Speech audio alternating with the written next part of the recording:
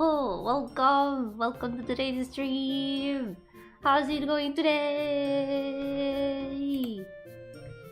Yomberi is back for once more. Hehehe.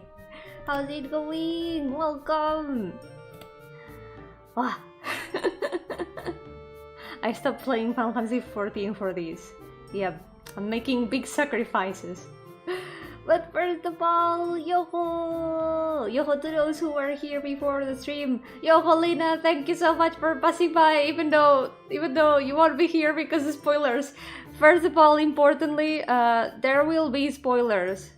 Very big spoilers. I'm gonna be talking spoilers probably all the time. If I spoiled someone who didn't want to be spoiled, I would never forgive myself, so I beg you, if you don't want to be spoiled for the game, please do not watch this stream. I would never forgive myself. Yo-ho Pablo, welcome! Yo-ho Jeffrey, welcome! How's it going? Welcome! Just stopping for a bit since I'm at work. Have a good stream. Yeah, thank you and good luck at work. Thank you so much. Yami, hello! Yami, no, sal de aquí, fuera. No, que hay spoilers de ENDWALKER, no puedes ver esto, no puedes. You cannot watch this, there's ENDWALKER spoilers, please. Te echo fuera, adiós.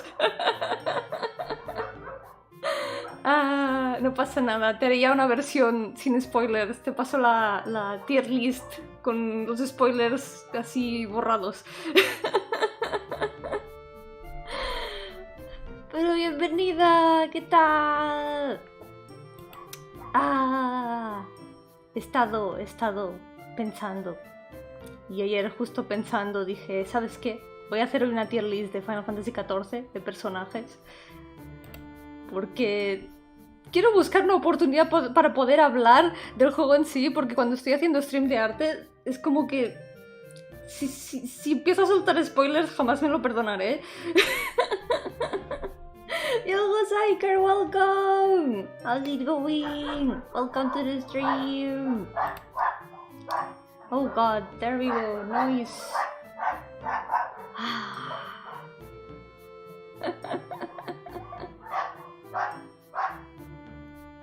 So, the thing is, whenever I'm doing art streams, I'm like, I've been thinking about this game non-stop for the past month. There's few other things I can talk about right now, but I cannot be there saying spoilers just because there's a lot of people who haven't played the game, or haven't reached certain parts of the game, and I do not want to spoil them. So I thought, why not do a tier list? And this way I can take this opportunity to put a big spoiler warning everywhere and talk all I need about it. No! Oh my god, I'm being threatened. I'm being threatened by the devil. Estoy siendo doblemente amenazada. Socorro. I am in danger. I'm in big danger. Yeah, you'll see. You will see. I have opinions. I have a lot of opinions about a lot of things, about a lot of characters. We're gonna be ranking the characters today in very clear tiers. Let me show you the tier list. So, I'm gonna be classifying them in these different tiers. Voy a estar clasificándolos en estos tiers diferentes. First of all, favorites. The characters that I love a normal amount. Yeah, here are gonna be like the most favorites, like the ones that probably have made me cry the most, or that I like the most. Well, I like them a normal amount. Yeah, it's exactly what it says here. Second tier is gonna be the characters that I appreciate a lot, like my mostly overall favorites, but not the most favorites. You get what I mean. And then very cool characters that overall I really like, but I wouldn't call them like favorites. It's just like, whenever I see them, they make me do the smile emote. And then, after that, there's gonna be the characters that are not my favorites, But they surprised me in some way, and I ended up liking them a lot more than I initially thought I would. Then there's gonna be characters that are just like fine, they are just okay. And then there's gonna be Nifunifa. In Spanish voice. This is a Spanish expression that means that you're indifferent to something. Nifunifa means neither fu nor fa. It doesn't mean anything. But yeah, basically it's the indifferent tier. Like, I don't really particularly feel any strongly about them. So yeah. Yo-hooo Ken, welcome! Yo-hooo Cooler Soup, welcome! How's it going? You better put the guy who wants to kill Chaos in S tier. I don't think that guy is in 14 yet. Wrong Final Fantasy. Yep, wrong Final Fantasy. Although, isn't there Chaos in 14? I think there was a Chaos battle, right? So technically, wouldn't that mean that in a way Jack should be there? I can't wait for the day they put Jack in Final Fantasy XIV. Slightly ironically. Who's this imposter? I am Yomberi! It's a Final Fantasy related stream, so yeah, I need to be Yomberi. Wait, there's no Chaos? I can wait until they put Chaos though. They have to, they just have to. This way everyone will be able to wear Jack glamours and say, I'm gonna kill Chaos. Qué ganas de que pongan a Chaos y Jack en Final Fantasy XIV para que la gente pueda hacerse glamours y puedan decir, voy a matar a Chaos.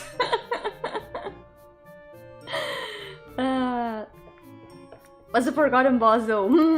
Right. I haven't done the battle if there is. I haven't done it, so I cannot really say. But whenever I get the chance to do it, if there is a chance to do it, I will say the words. I'm gonna kill Chaos. So after that, there's gonna be the why are you like this tier. I think you can get an idea of what characters are gonna be there. We'll find out. And lastly, there's the haven't met them yet tier, because there's still some characters here that I haven't met yet. Like the first one, I don't know who this is, so he's gonna go right here, right away. I haven't done the quest or whatever place that this guy shows up in. I did a quick Google search and it seems like it was a Shadowbringers quest that I haven't done. Eventually I'll do it. I'm still catching up with the main story. I have only done up to the end of ENDWALKER. I haven't done any of the patches afterwards. So yeah, I still need to do a lot of the side quests. I basically binged the main story quest for the past month to get up to date and be able to avoid spoilers, because scrolling on Twitter was very dangerous, because from time to time a Final Fantasy XIV post would show up and I was like, nope!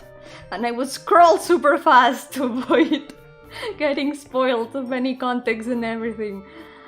But finally, I'm up to date more or less with with ENDWALKER at least, so I can finally have some opinions. I can finally, well, I have cried a lot. I could say a lot about the story itself, but we're here to rate the characters. And yeah, my opinion of the story is that it has marked me forever.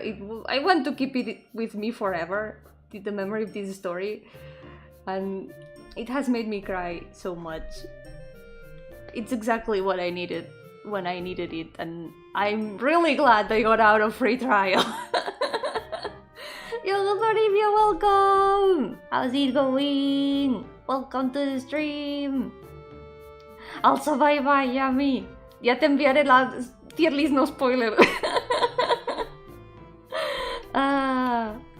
So, let's see. Yeah, first guy was this Alphonse guy from a quest I haven't done yet, so I don't know who he is. Eventually I'll meet him, I guess. Didn't find how you call this, Yomi? I am Yomberry. It's my real identity in Final Fantasy XIV, because I play a Lalafell, but the truth is that my Warrior of Light is two Yomberries in a trench coat. It's just that they have a very good Lalafell disguise. You play the wrong race. No, I play Yomberi. Have you actually gotten to 6.0? Yeah, I finished ENDWALKER some days ago. Yeah. It was great. I really enjoyed it. Okay, maybe it is a good idea to say a bit of thoughts about the story, because I am a little bit nervous. I am a little bit nervous about doing my first tier list. This is basically my first tier list. I've been wanting to do tier lists for the longest time and I never really did. So yeah, I'm a bit nervous.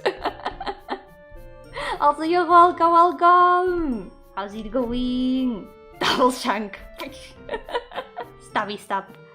The other Yomberi, by the way, is the minion. I'm a Yomberi and I have the Yomberi minion. That's why it's two Yomberis in a trench coat. Yours seems a lot easier than mine. I did every Pokemon in one sitting! That is a lot. Like, all the Pokemon. Almost 900 Pokemon. Wait, was it? No, there's more than 1,000 now. Holy shit, there's more than 1,000 Pokemon right now. I cannot even begin to imagine. So some thoughts about the story. I thought about writing a document with like my opinions and reflections and all that. I cried so much, like. So, a bit of a story time with my history with Final Fantasy XIV. I started playing in 2019, around the end of 2019. The free trial back then was still like up to level 35, and I did play for some time and then I stopped playing. There was a very good sale that year, I think, and I bought the game. I bought like the complete edition with Shadowbringers back then. And I really enjoyed it a lot, but I took my time with it. I was just like chilling, you know. I wanted to make the most of the free trial because, you know, money doesn't come out from trees. So I was very hesitant starting the subscription. And sometime afterwards, the free trial got expanded to level 60, you know?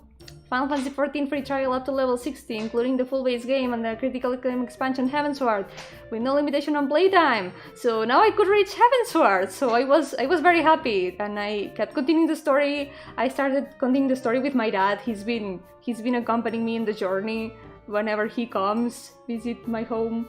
And we've been continuing the story. He's also enjoyed it a lot. I'm probably gonna also say a lot of the opinions that my dad has about the characters, because it kind of affects my opinion as well. It's because I find it funny. Just as a fun fact. But yeah, I got to Heavensward. I finished Heavensward years ago.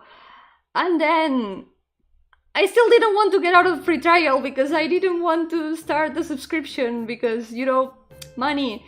And I started leveling up all the classes. All the crafting classes, then all the battle classes. All of them to level 60, including Blue Mage. It took a long time, like 3 years or so. Until this year, I finished leveling all of them. So I was like, yeah, now what? What do I do now? Well, I guess it is about time. I guess it's about time to finally, you know, jump into it and continue the story finally. So I did. I finally popped out the code and left the free trial, and now I am a full-fledged Final Fantasy XIV player.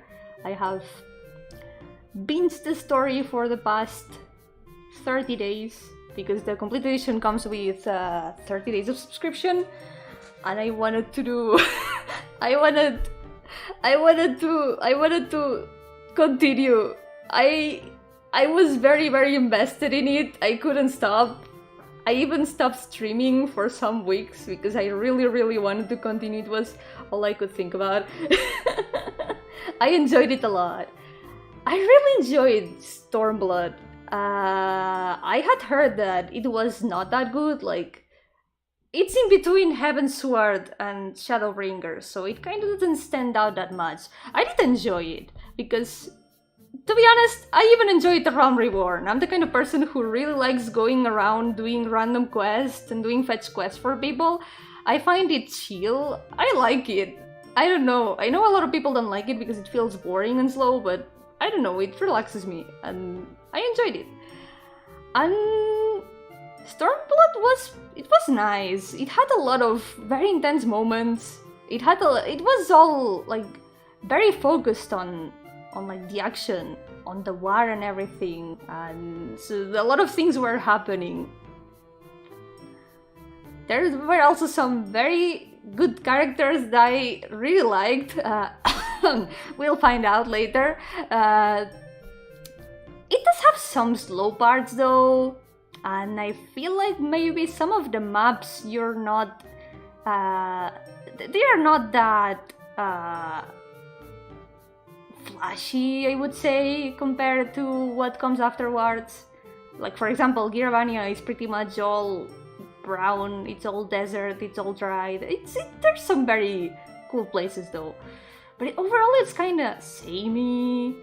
I did enjoy it though. I did enjoy the story a lot. And especially the boss parches. The boss parches were... the boss parches were a thing. Yeah, I'm talking about Final Fantasy XIV. Yep. Like, I'm talking about like the different expansions. So after Stormblood, it wasn't the best, just that every other expansion was better. Exactly, it's more like that, yeah. It was not bad, it's just that what comes afterwards is even better. And oh god, how better was it?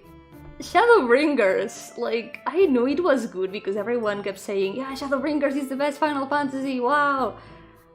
I liked it so much. I love the ambience that it has. I feel like it has a very ominous atmosphere, unsettling atmosphere. Like when you get there, the light is like looming in the sky, everything is silent, there's like this kind of eerie quietness to everything. It's super unsettling, and I feel like it stands out very well as a standalone story because it has like a very clear beginning and end. It feels like a whole story of an RPG, and I feel like that's one of the things I liked about it the most. It has that structure that is like, you've got this kind of central hub, and then you've got like the areas on the sides, and then you go to one area, you fix the problem that is in that area, everything gets fixed in there, you move on to the next area, and meanwhile you keep finding like the kind of same obstacles that keep chasing you, as in Ilmor and you know, Ranjit. Oh shit, Ranjit. Yeah, he keeps chasing you everywhere. You keep... yeah, so an MMORPG. It is an MMORPG inside an MMORPG, you could say. But it's a lot more clear, more like a standalone RPG. Like, you move on to one place while the same problems that you need to fix overall keep chasing you, and in the end it all ends in like a special area, like a special final area. It has a structure that I really like in games, and it just felt very personal. Like the scions overall, the characters, they feel a lot closer than they have ever felt before, because it's not that you're going to one place to the next and then you talk with the people that are there. They are traveling with you this time. They travel with you and you see them. It's more like having a party. It's more like you're traveling with a party, and it feels great because you can grow way closer to them. I feel like they are a lot more well characterized as well. Especially, well, we'll talk about these later with the characters. I don't want to get ahead of myself with the characters, talking about characters here, because that's what we're here for, the characters. I don't know, Shadowbringers just felt very personal in that sense. In the sense that it also kind of starts to link you a lot more with some parts of the lore and backstory in a way, with the reveals of the actions and everything. And then ENDWALKER, it gets very philosophical. Like, it made me think a lot. I feel like it's a very, very good conclusion to everything that came before, and especially the last part. It hits very deep. I still cannot listen to the music of the final area without crying. I've been trying to listen and learn the lyrics, but whenever I try to sing it, I break down. I loved it so much. I feel like there's like a point in ENDWALKER that everything starts going downhill, and like you're at, okay, a very specific thing. You're at like level 83, and you're fighting a boss that makes you think, wait, shouldn't this be the end of the game? What am I doing here? Fighting this guy at level 83. What is gonna happen afterwards? At that point I was like, what is even gonna happen from now on? How are things gonna get worse? And they get worse. They get way worse. Things get super out of control. And then, anyway, I don't know if I liked Shadowbringers or ENDWALKER more. I feel like I like them in different ways. I like ENDWALKER for what it means to me, for what it meant, the end of the journey, for what the end of the journey meant after all the things that have happened and all the questions that the game gives you about existing. It's very existential. You kill God though? Yes. You kinda kill God. The pacing on ENDWALKER was a bit of a problem. Everything was happening too fast and at the same time too slow. I can see that, yeah. I can see that. It did feel a lot more like you were going from one place to the other rather than how it was in Shadowbringers. It did feel more like you go to this place, things happen, you go to this other place, more things happen. I don't know. I did like it though. I did like it. And it's like at some point things just go downhill a lot. Entire ENDWALKER looked like a post-content where every chapter something different was happening, while the post-ENDWALKER it's a one story together. Makes sense because after all the patches, they are supposed to be like continuation of a story. It's not like a, like each patch is like a kind of self-contained chapter more or less, and then it continues in the next. At least most of the time it's kind of like that. But ENDWALKER, since it's a whole expansion, it keeps jumping from one place to the other. It did feel like you were jumping from very far away places because you go from Charlayan to Thavnair, then you go Garlemald, then back to Charlayan, back to... You're jumping from one place to the other. It did feel a bit less consistent in that sense. More like you're being dragged into conflict in different parts of the world rather than doing a journey. But at the same time, it had a lot of other things that I did like the philosophical part, the questions that it gives you, the existentialism. It hit me at a very personal level. You kill God though, which one? Yeah, which one? Good question. It's like, it escalates. ENDWALKER escalates before you realize. It escalates in many different ways, and then it escalates even more. And when you think it cannot escalate even more, it does. It does escalate more. It's the end of a journey after all. It's the conclusion of everything that has happened, and it's like they are trying to tie together all the things that have happened until now. But at the same time, more things are happening. Now we'll try to find a way to speed this specific god here, but then you do that on level 83. Right, yeah, that's the thing I was talking about. Like, you're at level 83 and you're fighting Zodiac. It's like, isn't this supposed to be like a final boss? Like, what is gonna happen afterwards? I did like it though. I did like it. Okay, you know what? Let's start classifying the characters, because along this journey we have met a lot of people. I picked this tier list. The link is in the description if you want to do it yourself, if you want to do your own version.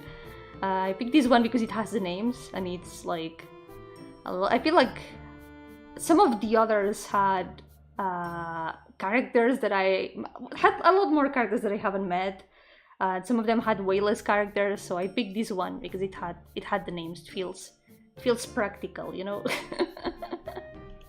Anyway, this Alphonse guy, I'll meet you someday. I promise. Someday I will know who you are.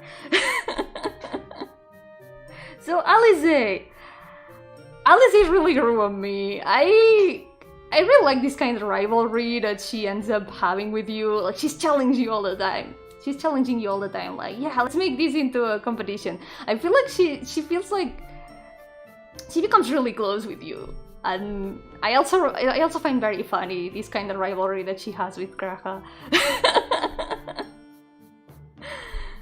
She's great. I like her a lot. And I feel like, for example, in Shadowbringers, she really gets hit in the face with a brick with the whole Tesleen part. Like, she's always been about like helping others, but saving others, and all of a sudden she finds that she cannot do that. She's in a situation where she cannot do that. She breaks, but then she finds a way to be able to help others in the end. And I don't know, I am proud of her. I like her a lot. I do appreciate her a lot. She has grown a lot on me.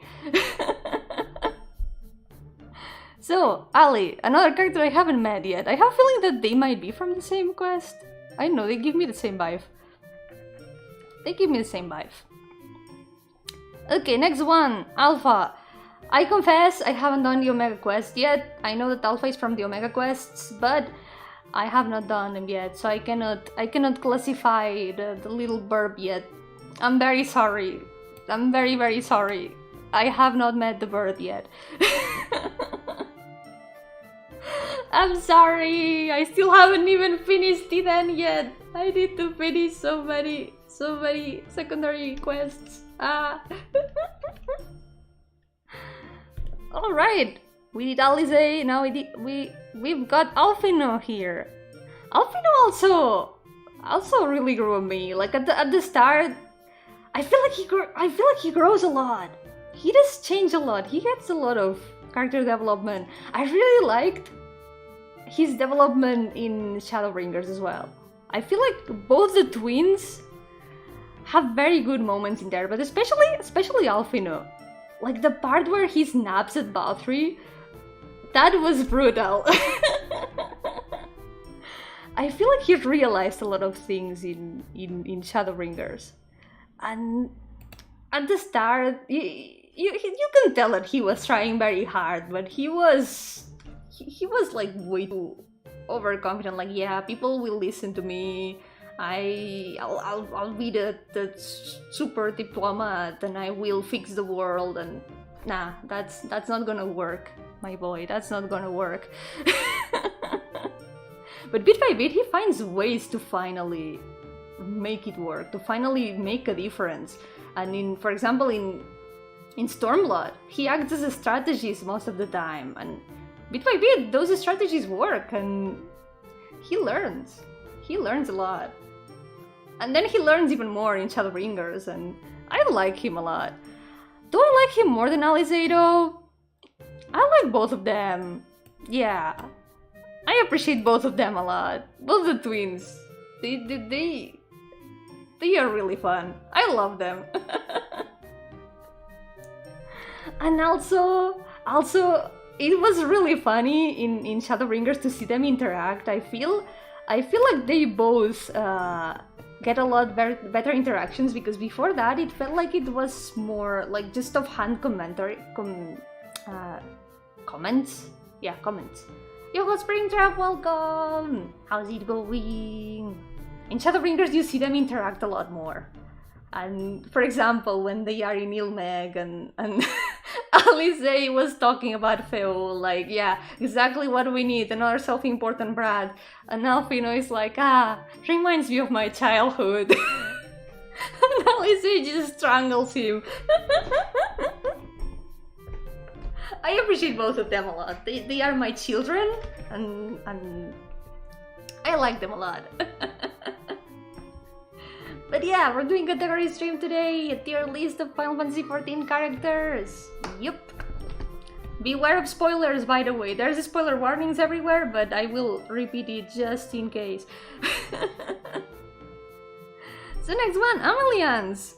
She really surprised me. Like, I already expected that she would be great. I had seen her in some fan art, and she looked very pretty. I like her a lot, but since you don't spend that much time with her, I cannot put her in. I appreciate her a lot, but she's still very cool. She's great. Like aside from the fact that she has the same character, the same hairstyle as my character. She's got the same hairstyle that I put to my character, like the one from the Ivalice quest lines. No, normal fan arts, just like random posts on Twitter. I found her really great. Like the way she invites the twins and you to their house after they get literally, what's the word? ¿Cómo se dice desheredar? Let me Google it.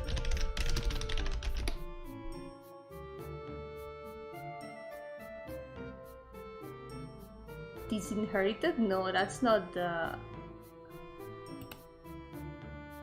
Anyway, whenever the twins' dad tells them, yeah, you're no longer gonna have the Levelure surname, I will no longer be your dad, like, sure.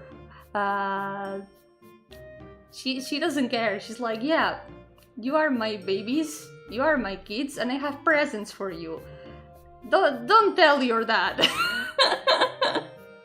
And she tells all the servants not to tell Fortuno. And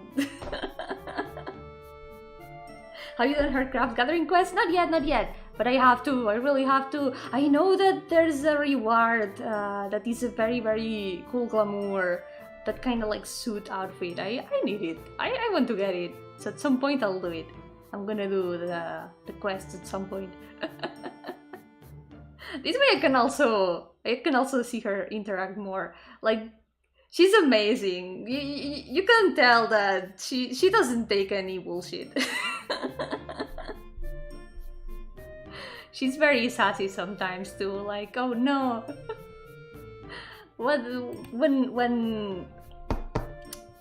Fortuno kinda reconciles with the twins, and she's like, oh no, but he always runs away whenever there's a letter from them. Like, he doesn't really want to know about their adventures, but actually he kinda does. Yogotaza, ¿qué tal? Bienvenido. Hoy voy a estar clasificando personajes de Final Fantasy XIV porque no puedo resistirme. Tenía que hacerlo. There's a millions in 2B clothes. I would have to get them first. I also need to do the near raids. Yeah, I need to get up to date with a lot of things. So the next one is Artbird. So, Artbird. I have a lot of things to say about Artbird. Like, at the beginning, when you first meet him after Heavensward, he's a bit of a jerk. He's like, oh, I'm the warrior of darkness.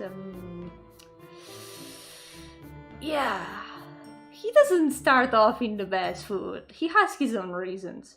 But then, Shadowbringers, they they really characterized him very well. You learn that he's just like you. He's a warrior of light just like you. He could be you. You could be him. I felt very, very close to him. Like, I could really relate. It was one of those situations that if you had been the protagonist of his story, you would have done the same. At the end of his battle on Heaven's Sword already hits your feelings. Yeah, when they explain what happened with their world, but then it just like they leave. But then you find out what happened after they left, and also Minfilia and all that stuff. And man, it just hurts a lot. It just hurts a lot because they were doing what they were doing with the best intentions, with the same intentions that you would try to save the world with. It just went wrong. It just ended up being wrong, and there's nothing they can really do about it, per se, rather than trying to fix or at least prevent things from getting worse by sacrificing themselves. But then he gets told to, no, you cannot sacrifice yourself, you need to stay here. And then he has to stay for like 100 years waiting for what? And then he finds you. And then you talk a lot with him and you get to know him very well. You realize that he's just like you. And also, the whole thing with Seto made me cry so much. But anyway, Albert really surprised me. And he surprised me so much that he gets 2 more tiers up from not favorites, but they surprise me. Because I do appreciate him a lot. I miss him, and at least now he's traveling with us. He's gonna be traveling with us forever, and he made me cry. He made me cry way too much. Like the part when you can ask him to tell you about Seto, and then he asked you about your chocobo, and it feels like you're just talking to someone who is just like you, and it just hits. It hits with a lot of feelings that only a warrior of light can feel. No esperes que diga algo emocionado de este juego. No pasa nada. De hecho, si no quieres spoilearte, recomiendo cerrar el stream, porque voy a estar hablando muchos spoilers, pero igualmente si quieres quedarte, por si te dan igual los spoilers, siéntete libre. So, next one, Arthur L. He starts off as a jerk as well. I remember he started off as kind of a jerk, like, each guard, we don't need help of outsiders. At least that's how I remember him. I played Heaven's Sword a long time ago. But he warms up a lot. He gets a lot better. He really gets a lot better. He becomes really dependable, and I like him a lot. I would say he's not one of my favorites, but he surprised me. He really surprised me at the end. Ironwald! I remember at the start of the game, I used to talk with a lot of the NPCs in the Waking Suns, so I did follow Ironwald's story from the beginning, when he's usually at the start with 2 other characters, but then those 2 characters die when the Waking Suns gets attacked, and he's left there, not knowing what to do. And I'm really glad that they brought him back for Stormblood and gave him a little bit of development. They gave him some more content, and I'm really happy that he becomes friends with Alphino. It's really wholesome. I'm really happy to see them being friends. I would say he's not one of my favorites, but he surprised me. I was very glad to see him like participating more in the story, even though what happens before ENDWALKER kinda hurts. It kinda hurts. He's still there, but you can tell that it affects him. Para no spoilerme, no sé nada de inglés, no lo sé. Pero hablando inglés, nah, no pasa nada, no pasa nada. Entonces mejor, así te ahorras spoilers. Yogozaku, welcome! How's it going? Welcome to the stream! Again, spoiler warning. Please watch this stream at your own discretion. If you don't care about spoilers, then it's fine. Next character is Asahi. Yeah, Asahi. If there's a character that is not redeemable in any way, completely unredeemable, no chance of fixing, that is Asahi. Yeah. Why are you like this? Literally, who hurt you? Well, I guess we hurt him, but yeah. Why? Why are you like this? Like, all he does is like, no. Why is he like this? Like, sure, fine, you have a crush on Xenos, that's understandable. But dude, please. You don't need to be a jerk about everything all the time.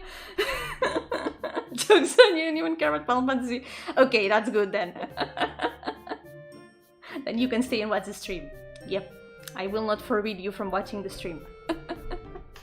But welcome! How's it going? Imeric already gave me good vibes. He's overall just like one of those characters that are nice all the time to you. Even though at the beginning he was kinda, you know, Ishgard is Ishgard, like they were kinda hesitating on like, should we accept help from outsiders? Now we can deal with the Dragon Song War ourselves. Imeric was the only one that was kinda like, yeah, maybe, but maybe not. I don't know. But he's a bro. He's really a bro. He's really cool. I like him. Well, maybe... I wouldn't say he surprised me, because I wasn't that surprised. He already seemed like a nice person overall. I would put him in very cool characters. You know you can trust him. You know you can depend on him. And... yeah.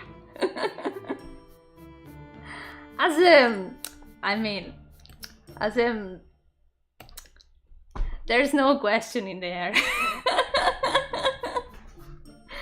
No hesitation. Azim is literally the best character.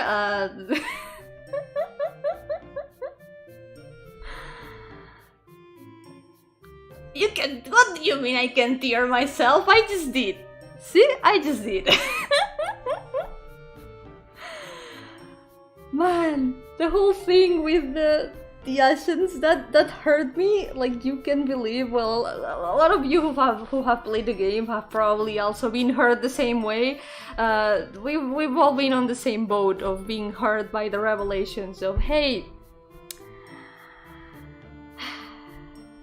you in the past, you were national long, haha, and also the Asians, they were your friends, haha. It hurt so much. It hurts so much because, like, yeah, now I know, but I cannot remember anything because I'm technically a different person. So those people who were my friends, who remember who I was, I don't remember them, and I'm not the person I used to be. And also the characterization that they give to Azem, like the chaotic being that they are, it's super funny to me. It's just super funny. And I made a design for my character for Mayo's Azem version, and I really like it.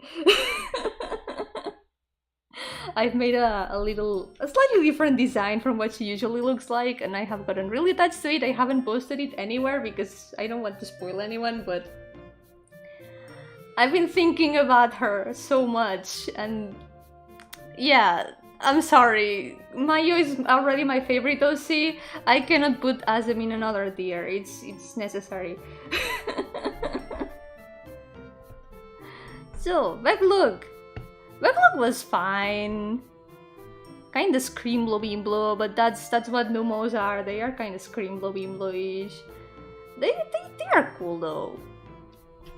They are cool. Honestly, mood. Like, the whole thing about living in a castle isolated from the world, that's kinda mood. Yeah, I would say they are fine. They don't help a lot though. They do help a lot, and they are nice. But I wouldn't say they surprised me. I wouldn't say they are in the same like tier as the very cool characters, but they are fine. I like them. Pigs and Wedge. I love that they are both in the same square because they come in a pack. You cannot separate Pigs and Wedge. I agree with this. They need to be in the same square. They are great. Pigs and Wedge, they are bros. And they are our bros. They are there whenever you need them. Because, well, we know who else comes in that pack, but we haven't reached that yet. I'll talk about these when we get there. So, Brandon, I haven't really gotten to know him. Like, sure, he was from Artbert's party, but I haven't done the quest that is focused on him, because I had to do the Bard role quest, so I didn't get to meet him. Someday I'll do it anyway, when I get to level up the classes I need to do those quests. But for now, I would say I'm kind of different. He seemed kind of a jerk whenever he was in the source. Well, they all were kind of jerks. More or less. But who can blame them? Who can blame them in the situation they were in? Pigs and Wedge is super fun, dude, so yes. They are great. Also, they are very funny. Byakko, I haven't met Byakko yet. I'm sorry, I haven't done those quests yet. I haven't done the beasts yet. I'll do it eventually, I promise. I'll do those trials one of these days now that I've got subscription again. Kitesith was nice. I would say they are fine. Oh my god, the they are fine tier is gonna be the Screamlow Bimblow tier. So far it's just 2 Screamlows. Kitesith was fun. I did enjoy the Sky Pirates quest quite a bit. It had very interesting dungeons. I really liked the aesthetic. The aesthetic was very cool. Sorry, I don't know who this is. Haven't met this person yet. I'm sorry. Chinus! He really surprised me. Like, both him and Dulia Chai, they are my parents. Dad and mom. They surprised me so much. You know what? I'm gonna put them together because they need to be together. They are so cute. Both of them. Like, at first, I thought they were going to be like stuck-up rich people. Like, oh my god, they threw someone out the balcony of Wilmore because they didn't like their paintings. Oh no. Yikes, these rich people. But then you had to know them, and they are super wholesome. I like them a lot. They really surprised me, and I really like them. Yeah. Also, their dynamic is super funny. Like, Chinese really cannot say no to Dulia. It's really funny. So, the third member of Pigs and Wedge pack, of course, it's Sid. Sid will go with them. Sid is another bro. Like, he's always there when you need him. Whenever there's something, some problems with like mechanical stuff, like, yeah, let's call Sid. Sid will know what to do. we really don't pay him enough. We really don't give him thanks enough even. He has saved our asses so many times. So I wouldn't say he's on like more favorite tier, but he's very cool. He's great. Thedina is adorable. I like her so much. But I would still put her in very cool characters. She's adorable. Aside from being like pink and cute. I really find it funny how she's always thinking about food from time to time. Like, I did the Namazu quests, and whenever you go to talk to her, she's always like staring at the Namazu like, looks delicious.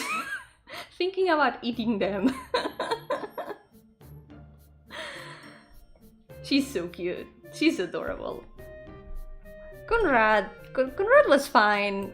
It was kind of sad that, you know, things ended up like they did, but Conrad was fine. He doesn't get that much attention or development. He's just there. He's a secondary character. But it still felt bad. It still felt bad when yeah, you know what happens. So Gultanet is fine too. I find him very funny with Horribolder. Like I always like to talk to all the NPCs in the background, so I try to see all the dialogues. It's really funny to see them like doing things in the background. Sometimes just chilling, sometimes talking about, yeah, we're gonna go to this place, we've got like a mission and all that stuff. They are like the signs that are off focus. Yeah. Silva, I haven't met this person yet, but I have a feeling that I have. But I'm still missing some information. Because I remember this person being in the role quests in Artbird's party, but for some reason, she doesn't appear after that. She didn't appear at the start, like when the Artbird's group appeared in the source. So I was surprised to see, like, wait, there's another person. I don't recognize this person. Into the role quest and Shadow Ringers, every role quest, right? Okay, I will still put Silva here in Haven't Met Them Yet, but I'll do all the role quests eventually and see what is the deal with this person. We'll see. Diabolo as well. Diabolos is Diabolos, like, why are you like this? Just evil demon guy. It gets as evil demon guy as it can get. It was kind of funny to do the Sky Pirates quests and being like, wait, I already defeated this guy. What is he doing here? I already did the Lost City of Amdapor. What are you doing here? Why are you back? It was fun though to see like these bosses from secondary dungeons suddenly appearing there. Like Ferdiad as well. Like, what are these guys doing here? Edmund! Edmund is one of my dad's favorite characters. Like I mentioned earlier in the stream, I have played the game with my dad, and he really liked Edmund. Something I really like is that Heavensward was basically his memoirs. He was writing Heavensward. I like that the narration is him describing the different places where we go, and it was really cool. It was a very cool detail, like the book closes end scene where he's like finally finishing the story of Heavensward, then he closes the book. It did make me emotional. It was like, wow. It felt like we had left a bit of a mark in the history of Vishgard, and after everything that had happened, it was pretty emotional. And yeah, that very sad scene also made me very sad. But we'll get there when we get there, because we're gonna get there later in a bit. It hurt a lot. Edmund? He's just dad. Like, he just receives you with open arms and lets you stay at the Fort Thames Manor whenever you want.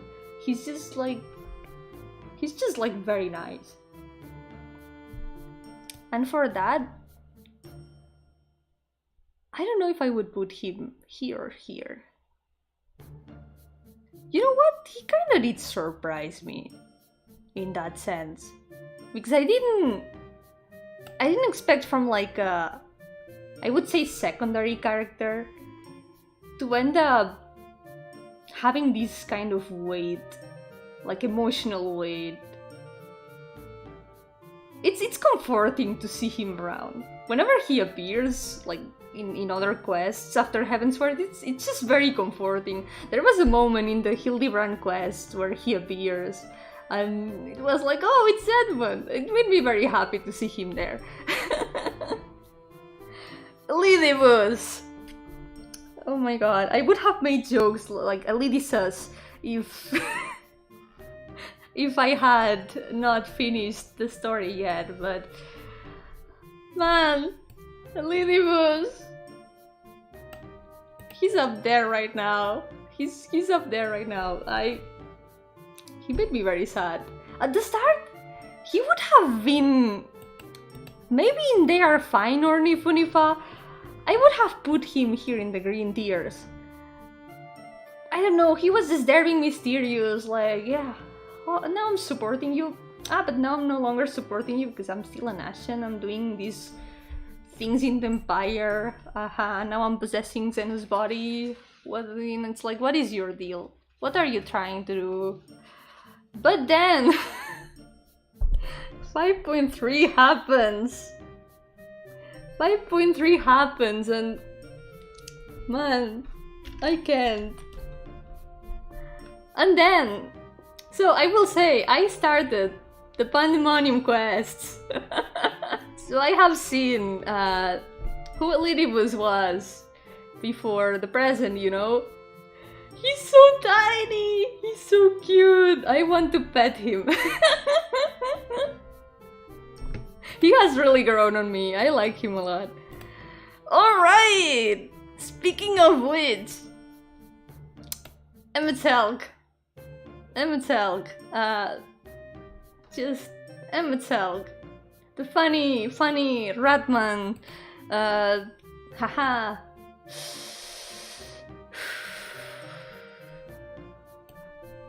He's also up there. I would not say favorites. Or maybe yes. Or maybe...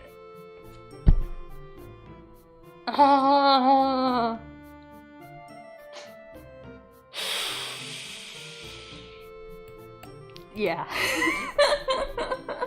Yeah. There is literally no contest. There is literally no contest. Like, I had big expectations for him, but I thought at the beginning I thought I would be like, oh no, not this guy again, like kind of jokingly, because you know, at the start he's like, ha, I am the Emperor of Garlemald, but also I'm an Asian. Woohoo, I'm a funky little guy.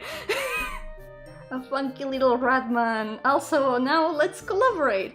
But he was like being very suspicious. Like, I was like, should we really trust him? But he keeps telling you things. He never lies to you. He explains things that you didn't know before. Like, before he offers to collaborate, we really don't know about why the Ashens are doing what they are doing. And then he comes and he's like, yeah, I'll tell you. If you want to ask me, I can tell you anything you want. And he explains things to you. He doesn't lie to you.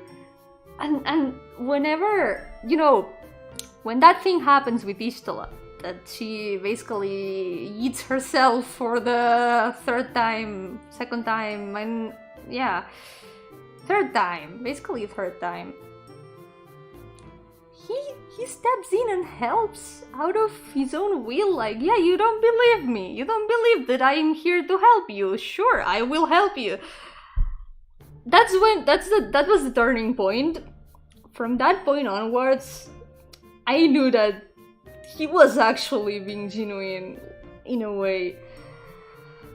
But it hurts so much. It hurts so much when you learn the truth. I always saw people saying like, yeah, he's the best villain of Final Fantasy.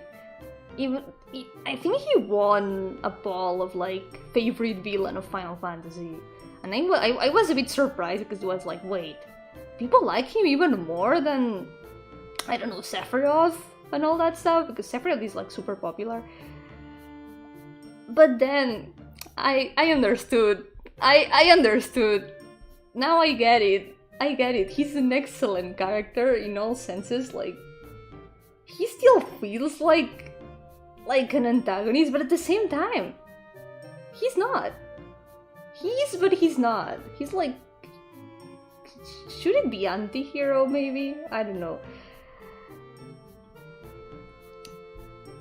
He hurt me so much emotionally, like, man, I will never recover. He never lied since the beginning, yeah.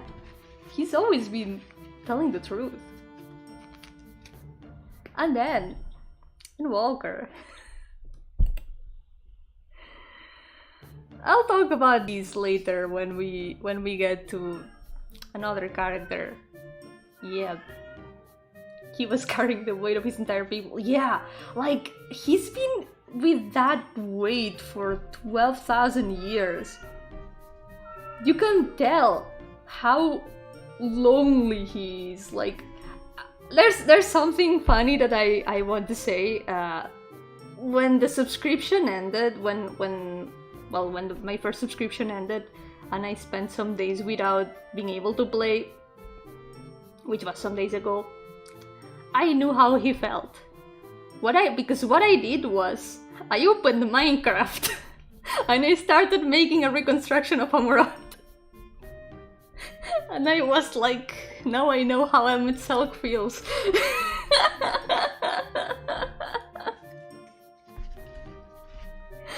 Because I did exactly the same thing that he did in a way, like, oh no, I cannot play Final Fantasy XIV. Well, I guess I will reconstruct Amurot in Minecraft. The whole part of Amurot was amazing. Like, I always go back there from time to time and just spend some time sitting somewhere, chilling, listening to the music. It's all of a sudden it has such a solitary, well, it's a lonely atmosphere. Like, at the same time, you see the specters around, you're not really alone, but it feels like you're very alone. The city, it looks so giant, and it's so empty in comparison. Like, everything's so chill and quiet. After all the things that you have seen about the Ashens being like the bad guys, being dark and suspicious and doing evil things, all of a sudden you start to see them for who they were. And it really hurts. It really hurts so much. I don't know, it just... That whole part shocked me so much. And the part right before the last dungeon, when he kind of confronts you and says, yeah, I have lived 1,000 of your lives, like, you are not worthy of, you know, carrying on with the world. He wants to bring back the world that he knew, the people that he knew, and it hurts so much because, like they say multiple times in Shadowbringers, it's like a recurring theme. In his position, you would have done the same. We would all have done the same. And if he was in our position, he would have done the same that we were doing. It's not that he's doing evil things because he's evil. It's because the position he's in. It's an understandable motivation. Even though what he has done is not right, because again, he's trying to destroy the world, sure. But it's for a thing he believes in that is good. I don't know, he's just very complex in that sense. Anyway, back to Heavensward. Manelaine, the boy. I don't like him as much as Artorel. He's funny. He's just a little funky guy. He's silly. He's just there. He's kinda, at some points, he made me groan a little bit, like, god damn it. why are you like this, Emanuele? But he wouldn't be in why are you like this tier, because I would never put him in the same tier as Asahi. Yo, Zebrin, welcome! I don't know who wore these, unfortunately. I don't think they are in Final Fantasy XIV yet. Unless I I haven't met them yet. Welcome! How's it going?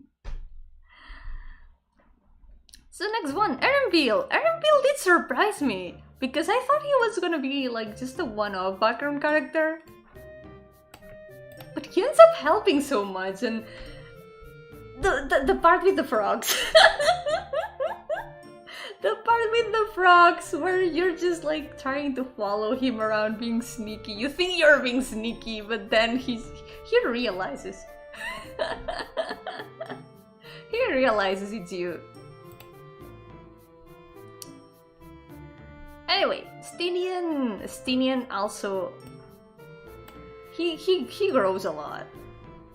He has a lot of character development since Heavensward. Like he has become he has went from being like just a very edgy guy in search of revenge, like the edgiest guy to ever edgy, to a real friend that you can depend on. He's still awkward though. He's still awkward and stinky, but we love him for it.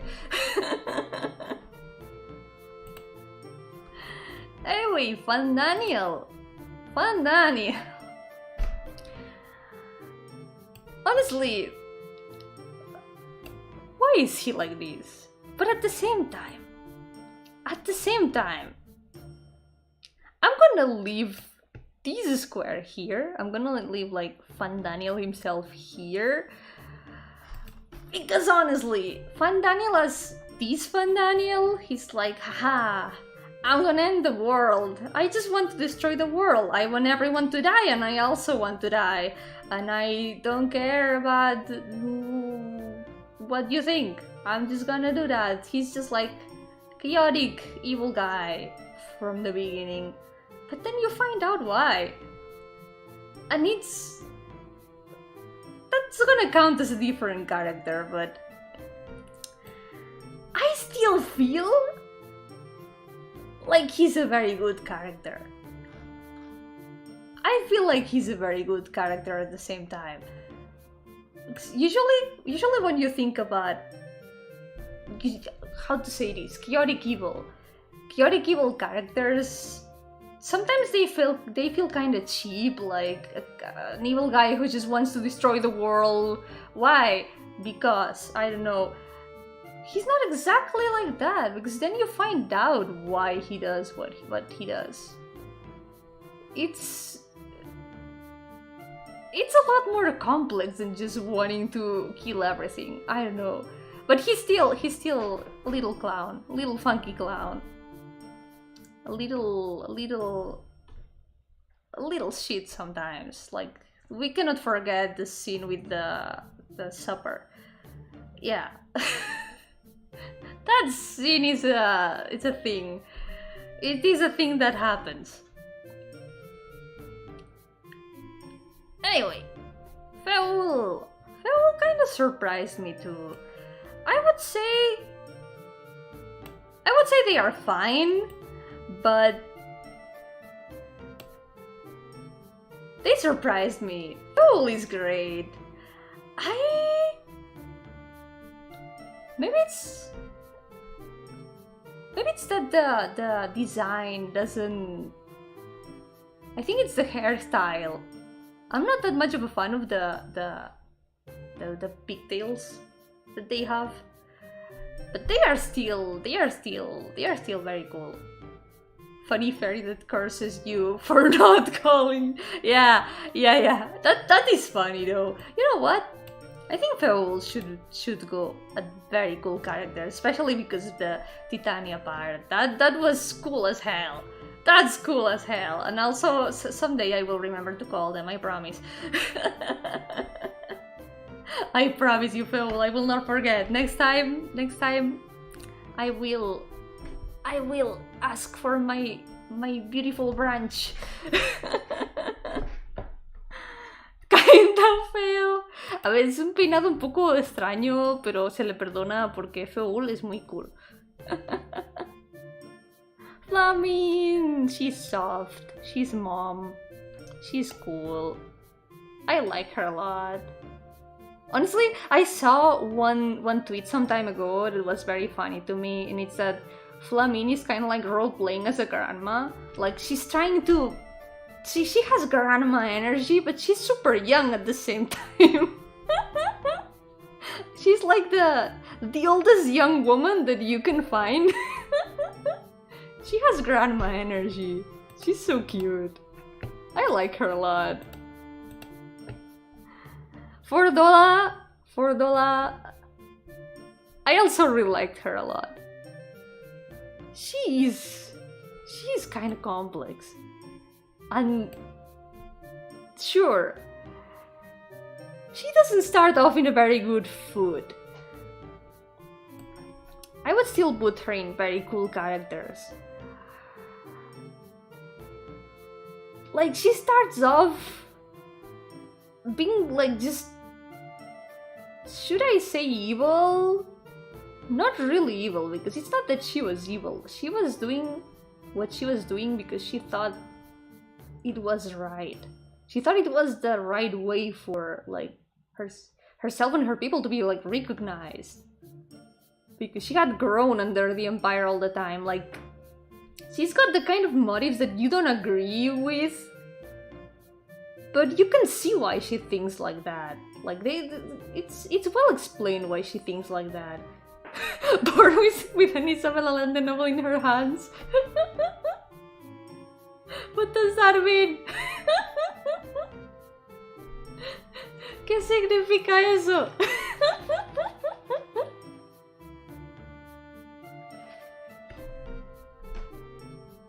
A young grandma. Right.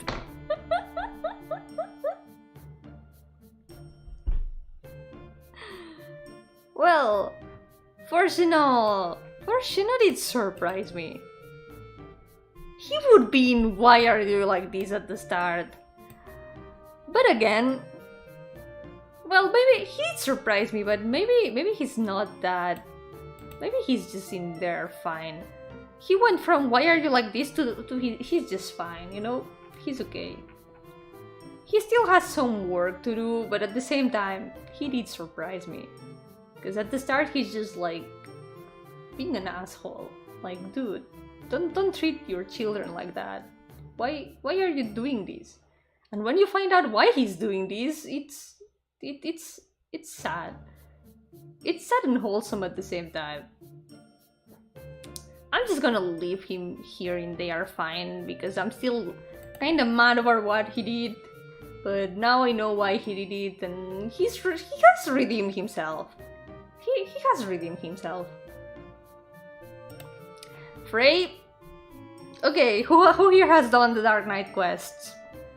Because... Man... Man, I don't know.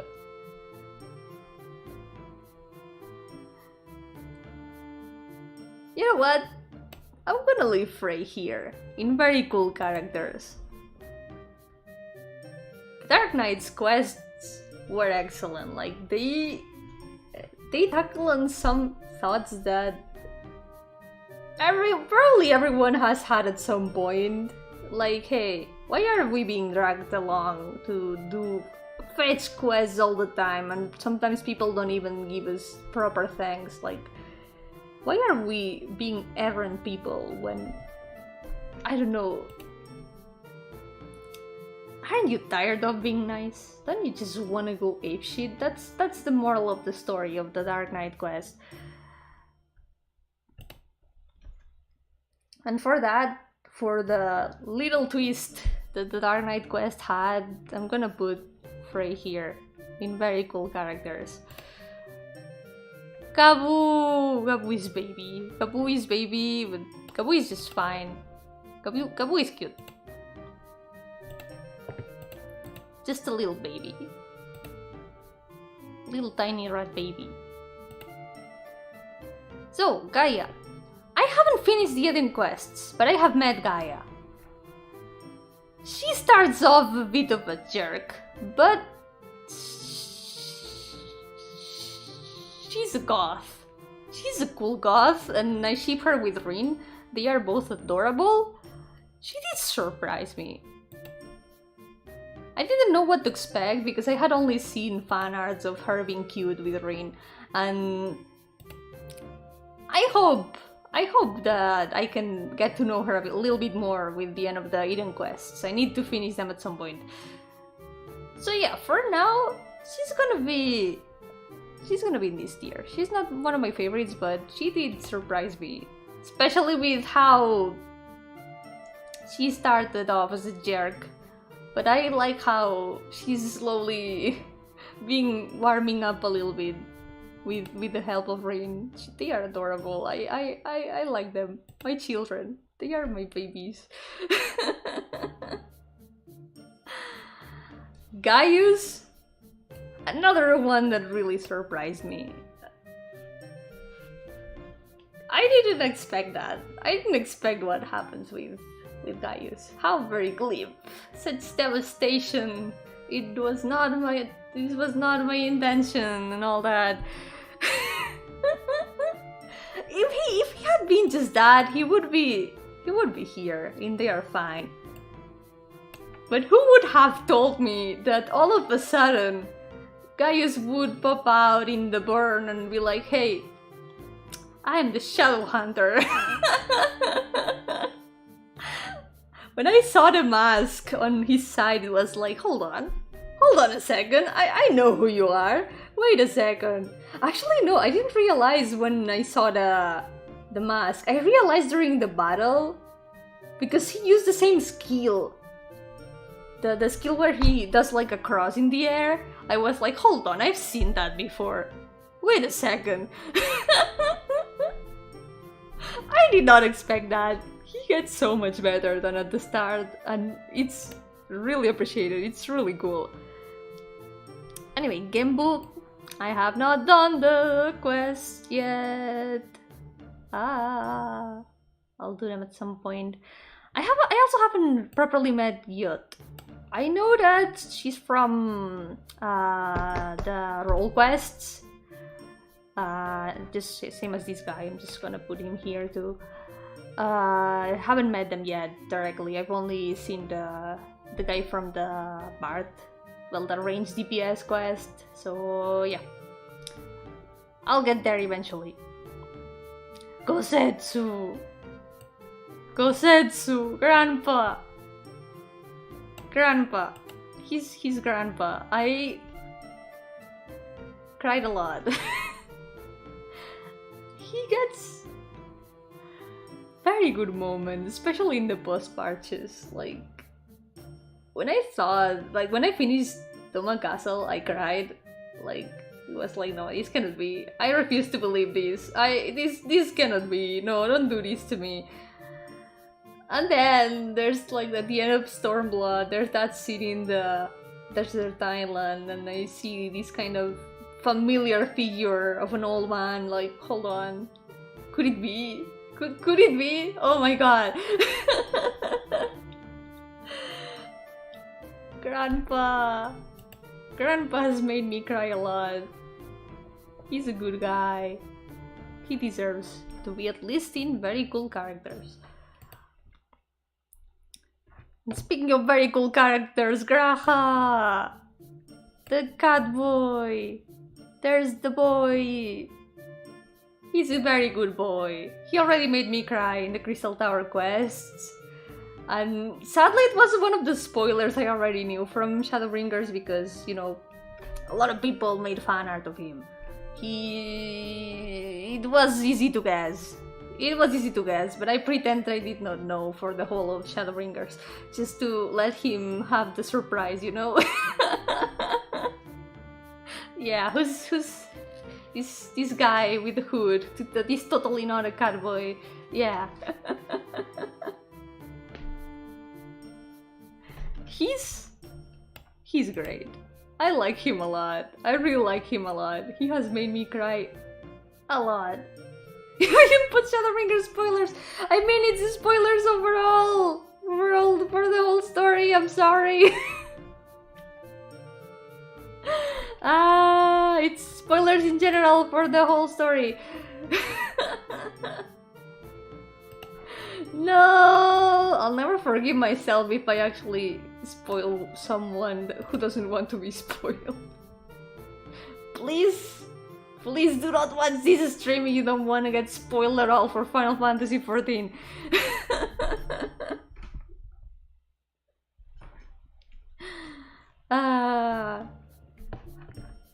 But yeah, Graha has made me cry a lot. Also, something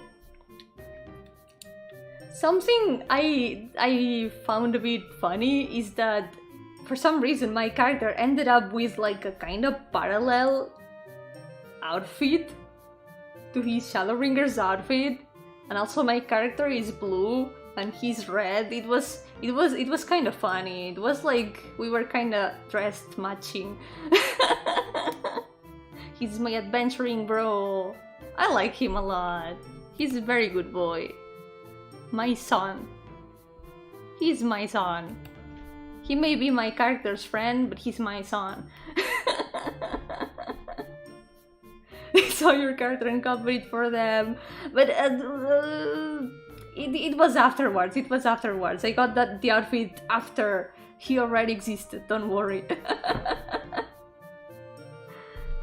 Because I made the outfit along the way of Shadowbringers. I don't know, he just goes through a lot. He's our biggest fan. He's just our biggest fan, and he's just really lovable. He's just super lovable. But you know what? Yeah, why are you like this? Like, honestly, good riddance. I was getting very tired of this guy. Like, not this guy again. He wasn't even an interesting villain. He was just dumb and... Dude, yeah. Stop. Stop. So yeah. Haurik. Well, it's not like Haurik can do much.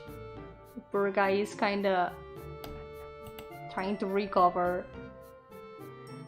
I would say that he's fine.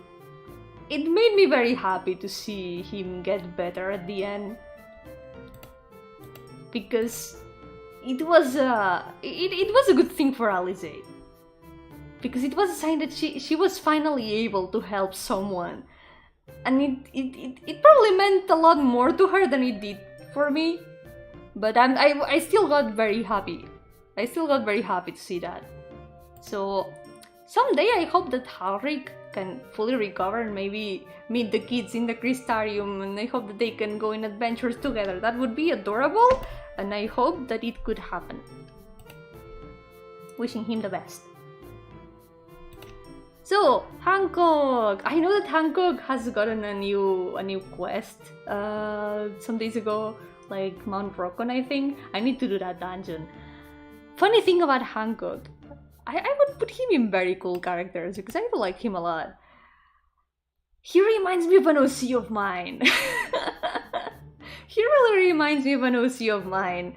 And funnily enough, that OC is one of the best friends of Mayo, who is my Final Fantasy XIV character. Hancock was one of the characters that I thought he was going to betray you, but then it never happened. He's actually a cool guy. Yeah, he's a very cool guy. He actually helps you a lot. Even though he's part of Lolorito's group, and you know Lolorito is not fully trustworthy. You know he's always like... He always has like second plans and money and all that stuff. But Hancock is actually a very good guy. Yeah, he's actually cool. And I cannot help it, he reminds me of my OC. My OC who is also... He also has like more or less similar glasses, same hair color, more or less same personality, same energy in general. He's also a merchant. He reminds me so much of that OC, and that OC is one of Mayo's best friends. It has to happen. Mayo and Hancock also need to be good friends. So yeah, I appreciate him. He's great. Harshipan! Speaking of appreciating, Harshipan! I'll never forgive them for what they did to him. I'll never forgive. They love twisting the knife whenever they can. Every single time they can, they remind you, hey, remember what happened with Harshipan? Yeah! I'll never forgive. I will never forgive. It's one of those scenes where, for example, if you're playing a healer, you're like, wait, I could heal this. I could heal this. Let me heal. It's frustrating because you cannot do anything. And it hurts. It hurts because he's one of the people who have been the nicest to you until now. Like when you need to run away from to Ishgard, and he's like literally the nicest person in Coerthas. He lets you stay. He gives you a place to stay. He gives you warm chocolate when you have to take refuge in the snow. He's just a very good friend overall, and it just hurts. It hurt a lot to also see like Edmund grieve for him, and also his brothers as well. And it's because something that they tell is that, of course, he's not like he's a bastard son of Edmund. Like his mother is not the same mother as Arthurel and Emanuelaine, but you can tell that Edmund still loved him like a son. He didn't like give him a different treatment from the others. You can still see him grieve so much for him, and it hurts a lot. He's just, he makes me sad. He makes me very sad. Speaking of making me sad, Hermes. I would say he's not one of my favorites, but he did surprise me. He made me very sad. He's very tragic. He's very, very, very tragic. Like, you play so many sad games. I cannot help it, I like to cry. That's my secret. I love crying, that's why I play so many sad games. Man, Hermes, he's literally the only Ashen with depression. The first case of depression, yeah. Honestly, you know what? I'm gonna put him up there. Because his story is actually very interesting. I found it very interesting and understandable at the same time, because he's in charge of this place where they take care of like the creations that they are kind of preparing to release into the world. Like, they check if some creatures are gonna be compatible with other creatures, if they are suitable for living in certain environments. But if they don't work, if the creature is not suitable for existing, they literally they eliminate them. They kill them without a second thought. And when you think about it from our perspective, from a human perspective, it's messed up. Like, you're creating creatures just to delete them if they don't fulfill the requirements you want. They are living beings. And that's what Hermes thought. Like, it's not fair. Like, the way they treated death, like the ancients treated death, it's... Sure, it's understandable that it's like something... It's not the same for them as it is for us. But when you think about it, it's... I need to order my thoughts. This gives me a lot of feelings. You're some kind of banshee ghost.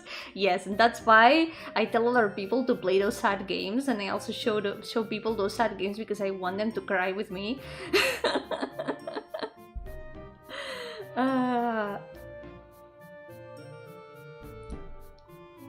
It's like you can understand why he doesn't feel like it's right. Like, man, it just hurts a lot. And the moment when you show him that he's not the only one feeling sad, and he's relieved to see that. Like, there's this moment where he talks with you and he tells you that, yeah, what if I am the weird one? Like, I think that it's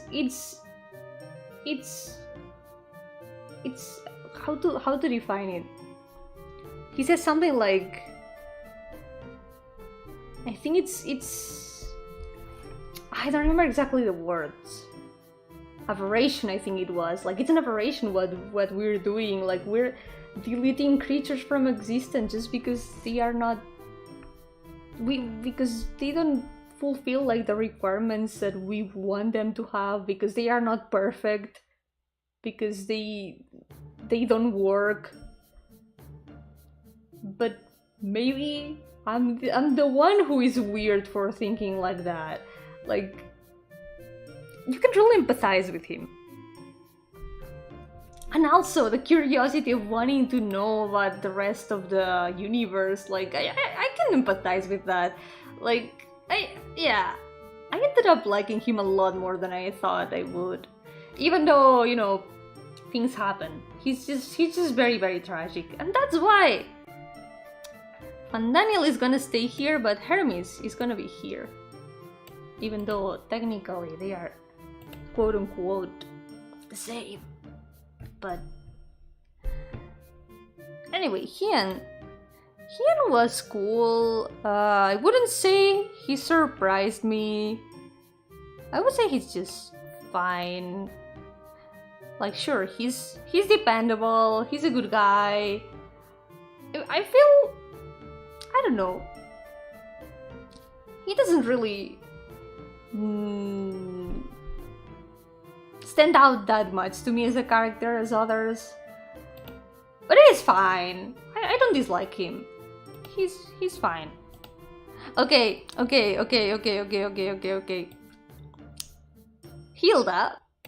Hilda is gonna go right up here for reasons, very important reasons. One of the reasons is that I do like her a normal amount. Yes, I love Hilda so much.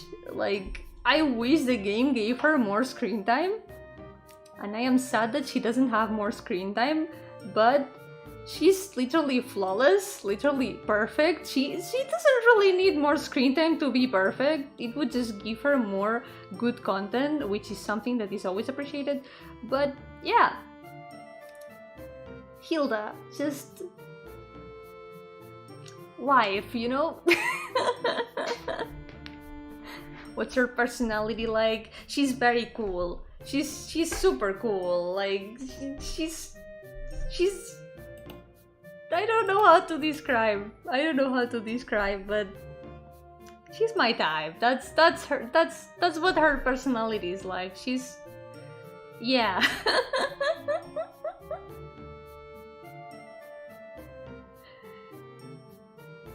She's just perfect. I'm not good at defining personalities, but I wouldn't say serious. She's more like kind of confident. She's got like this kind of group of vigilantes, you could say. I would say also maybe a little bit rebellious against the authorities. She kind of does her own thing. She's just very cool. She's very, very cool. She doesn't take bullshit. She's great. I love her so much. Please, Final Fantasy XIV, at least release a Hilda minion. There's no Hilda minion, can you believe it? There is no Hilda minion, and it makes me very sad. Okay, Hoary Boulder. Hoary Boulder is gonna go right here with Colton, because we cannot separate them. They are those two guys in the background who are funny, sometimes they appear, and they are also dependable. They are our friends. Friends in the background. She's British though! Is she British? Technically, well, if we consider that Ishgard is France, maybe she would kind of be French, because the elves are French and she's half elf. That's another interesting thing, she's half Ellison. She's half Ellison, half Hure. I don't know if there's been many other cases of that, but yeah.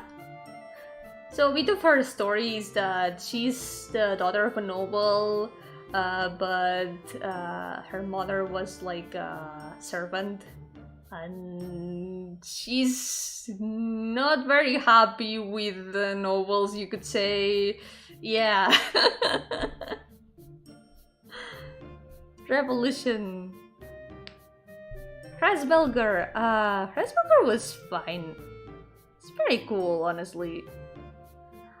But would I say... you know what? Yeah, Hraesvelgr is very cool.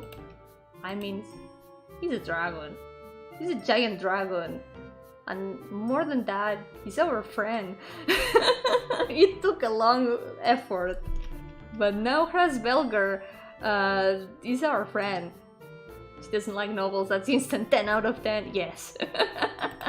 Exactly. Hraesvelgr is gonna go up here. Let's remember the battle with Nidhogg. That was... man. It's been a long time since I beat Heavensward, but I still remember a lot of very cool moments. Alright, so next character is Hitlodeus. I know where to put him. I'm gonna put him right here, right beside Emmet, because they need to be together. Boy, I like him a normal amount. That's... yeah. I have a lot of things to say about him. I really like him a lot. He has become one of my favorite characters. And he became one of my favorite characters before I knew who he was. Because... man, there's... I cannot find the words. Like... so... a little funny story. Before I left the free trial, one day Aleph told me, so there's this character later in the story that I think you might like. And he showed me an art of Hitlodeus and I was like, oh, gives me good vibes. He seems nice. I'll wait until I meet this guy to judge. But he gave me good vibes. I didn't know his name or anything. So I just continued playing when I started with the expansions, and then I got to Shadowbringers, to Amarod, the part where you are waiting for your turn in the whatever it's called. You're just waiting for some paperwork to finish so you can enter a place in the capital. And all of a sudden you start getting these headaches because of the light kind of overwhelming you, and all of a sudden someone appears. This shade from Amarod, who is like, hey, may I sit here? Like, just asking you if they can sit here. And all of a sudden the headaches stop. And you're just like chilling there with this guy. And he introduces himself as Hitlodeus. He says that for some reason he has self-awareness, even though all the other shades are... They don't know that they are fakes, but he knows. and he's a friend of the bad guy, and well, at least he used to be, like the real one used to be, and he just keeps you company for some time. He tells you lore things. I felt like it was a very good scene, because in a place like Amurod where you feel so alone, you're just there alone in a giant room with people 4 times as tall as you, just waiting for your turn to come in silence, and someone just comes and keeps you company for a bit. It felt very comfortable to me. It gives me a very warm feeling, and I really appreciated that. And that was just the fake one. That was just the fake Hitlerdeus. There was something I said when I was playing, and it was like, okay, this guy is the best Tassian because he's the only one who doesn't want to kill me. And every time he appears, he just gives me good things. I'm a Proven type guy. Yes, literally.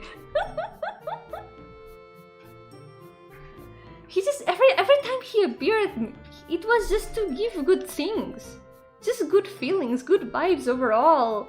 And I don't know, at that moment he was just like the shade, and it was like, I like this guy. You are my friend, even though you're not the real one, and the real one is probably dead. You are my friend.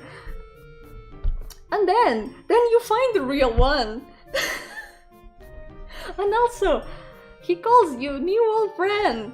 That broke me. That broke me so much, because it implies that he used to be the friend of who you were in the past, and it... I don't know, I'm not making any sense, but it just... Going ahead to ENDWALKER, the whole part in Elvis, he's...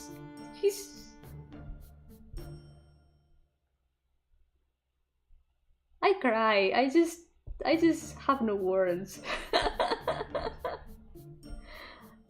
Like, the ancients. The way the ancients kinda focus on a purpose to improve the world, and then they just like leave. They return to the star to say it, like they say. Like, their life purpose is to improve the world, and when they fulfill that, they die. But with Hitlerdeus, it's not exactly like that, because his purpose is to help his friends fulfill their purposes, and that broke me so much. Like, he's the best friend. He's the best friend that we could have. And when I realized that the guy that Aleph had shown me before I played was him all along,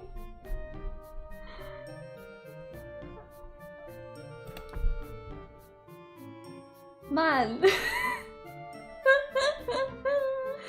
he's just the best vibes. He's the best guy. He's the best. That's all. That's all. I cry. I cry a lot. I forget how to speak.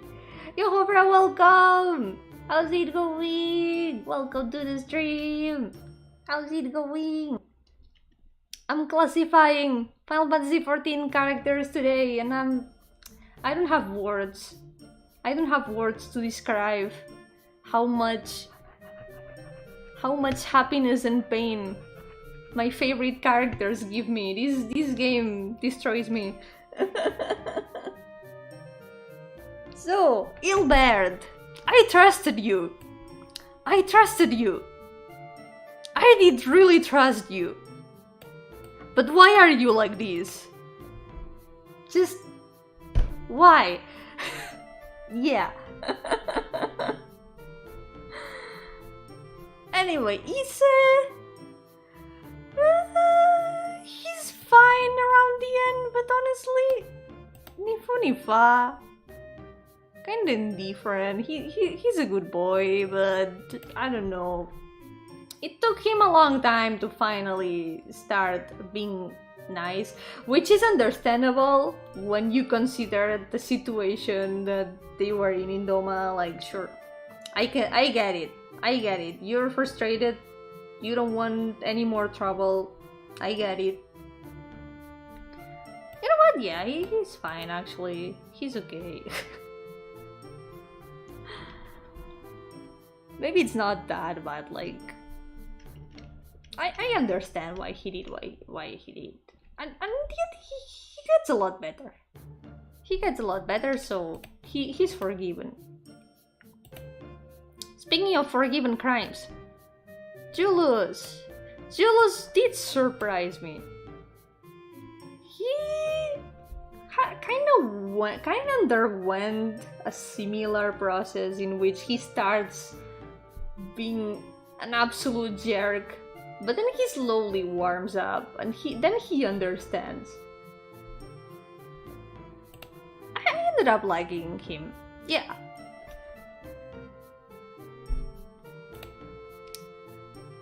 And then Kaishir is fine. I would say he's just fine. He's a good boy.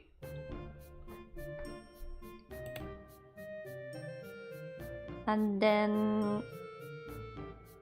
well, I feel like Kaishir maybe could have had some more screen time in the later parts of Wilmore, but he ends up kind of forgotten, so yeah.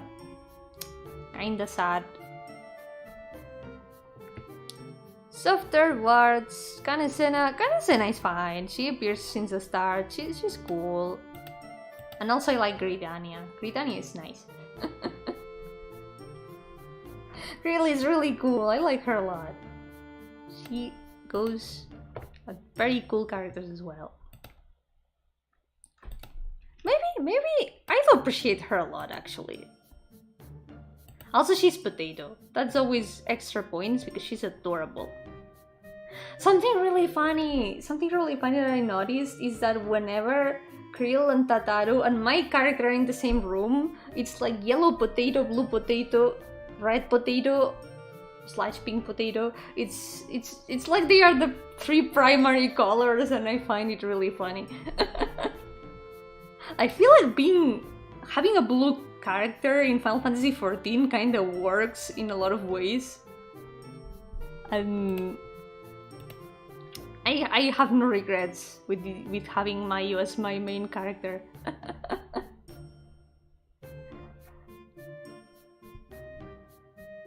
After that, well, La Habrea can't really say much other than why are you like this? Why potato? They kind of pun. They are tiny and potato shaped.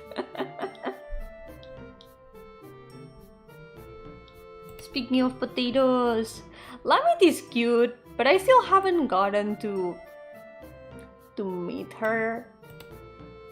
So I still need to do a quest. I need to do her quest. So for now, she's gonna be in there fine.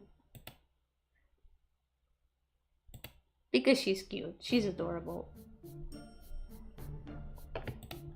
Next one is Lowfart. Lowfart is from the Sky Pirates quest. And I did enjoy those quests quite a bit. I would say he's fine. Maybe I'm gonna put him here with Kite Sith because they are a team now.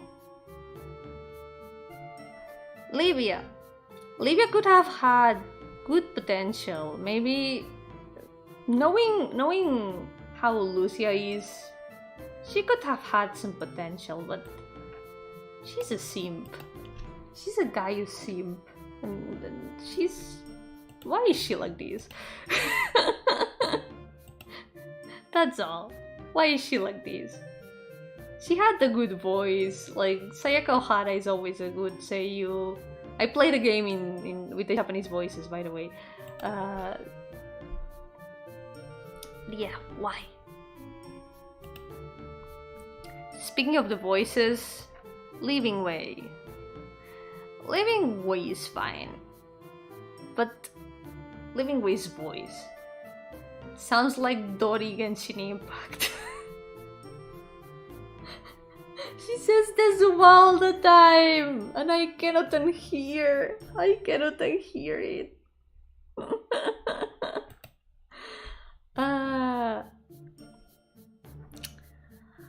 Olorito, I would say Nifunifa. He's not to the level of why are you like this, but he's still... I don't know, I don't trust him. After all the things that happened, I don't trust him. He's not the worst, but I feel like I shouldn't get indebted, you know? Luizo! I don't know where to put Luizo, because Luizo, I've only really seen him through backstory stuff, like, they've only just talked about him. I would say it's fine, because I haven't really met him directly. Of course, I wasn't able to play 1.0. But for now, he seems like a... He was a great guy. And as a science, we owe him a lot.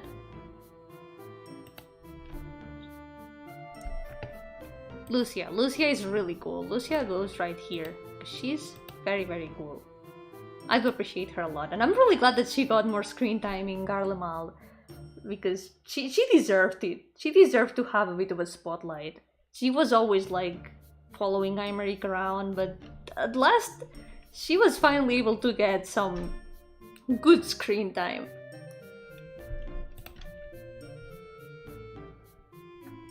Ulrich, my boy from the ranged DPS quest, the only one that I do know.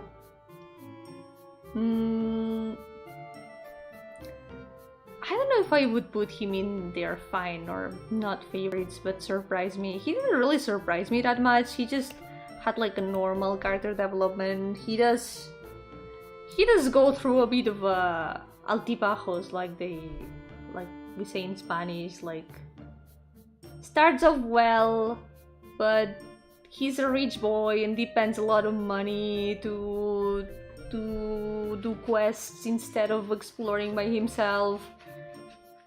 You can feel that something's gonna go wrong, and when things go wrong, it's kinda expected, you know? But I don't know, he's fine. I ended up enjoying the quest. And after that, Lina goes up here. I like Lina a lot. She's great. And there was a scene that really made me cry. Or, well, not really made me cry, but it did make me sad. It did make me emotional. No, more than one scene. There was more than one scene. There were some scenes that did make me cry. Especially in 5.3. 5.3... Yeah, I'm fine better than... That scene made me emotional. That made me emotional, like... She just does her best. She's just doing her best. And whenever the Exarch talked about, like, remember when you were a kid and I made you a cake, and so it was this. It made that part made me cry. Like when they were remembering things from the past, like how, when you think about it, she has grown up in the Crystarium. Like she has known the Exarch since she was a kid. She's basically his daughter. I like her a lot.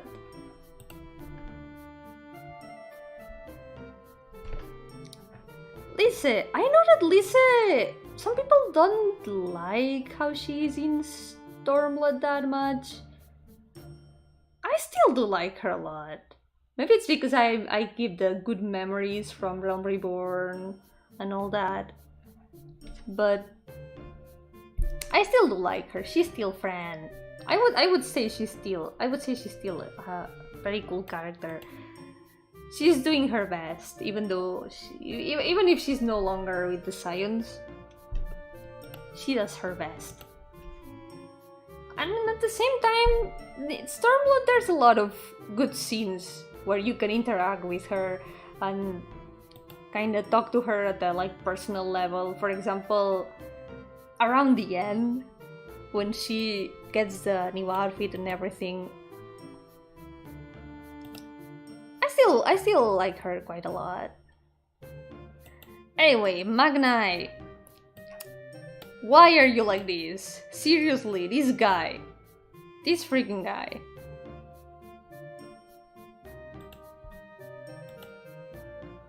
It was really funny to see Stola roast him though.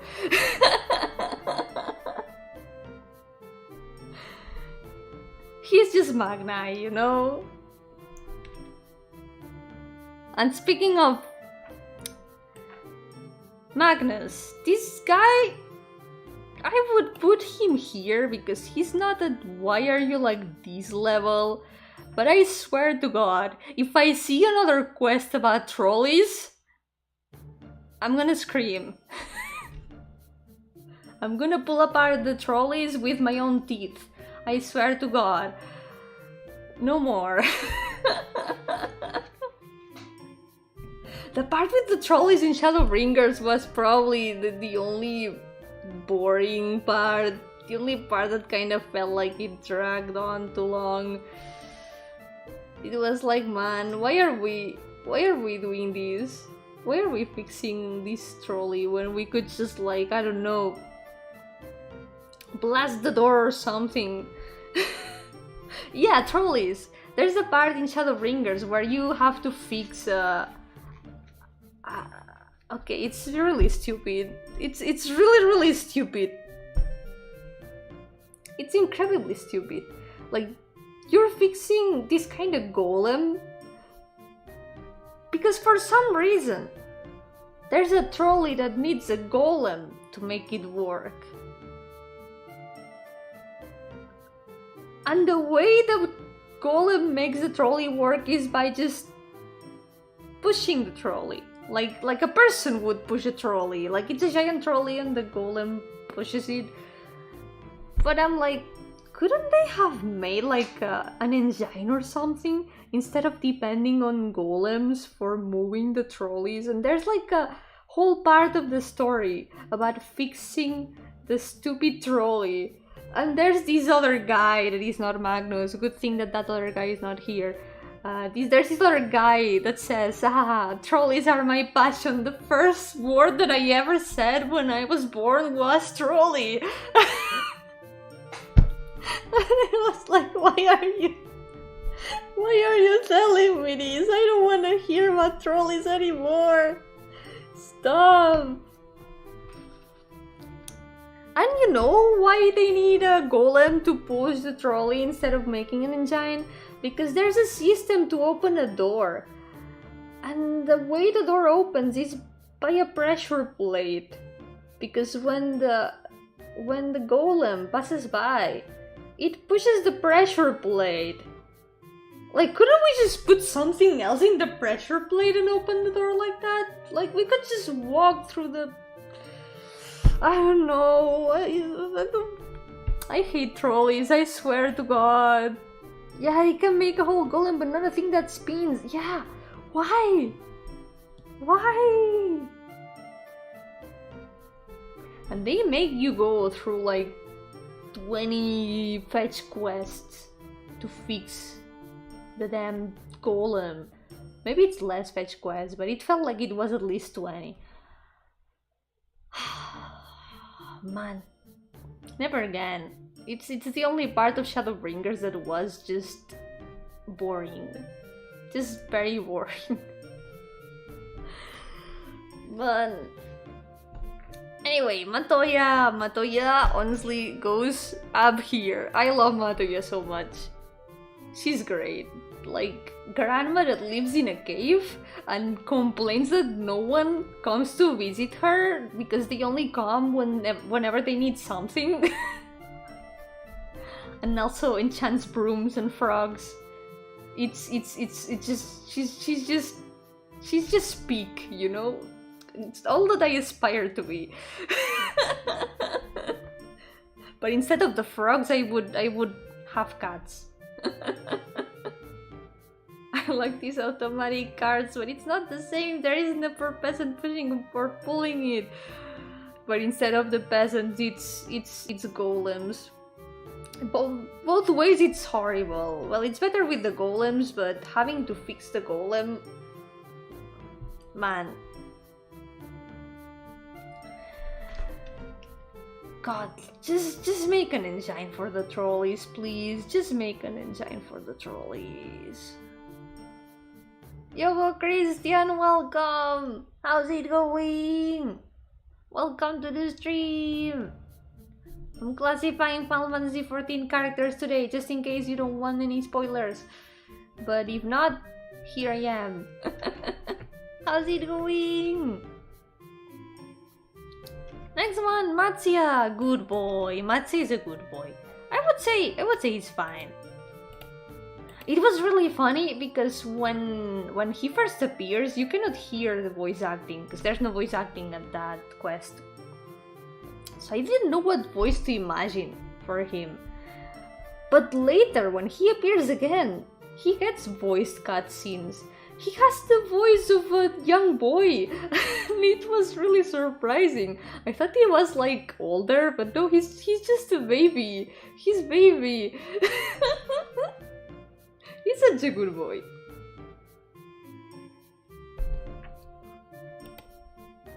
He does his best. Alright, Maxima! Maxima really surprised me because when I first saw him, I didn't trust him at all.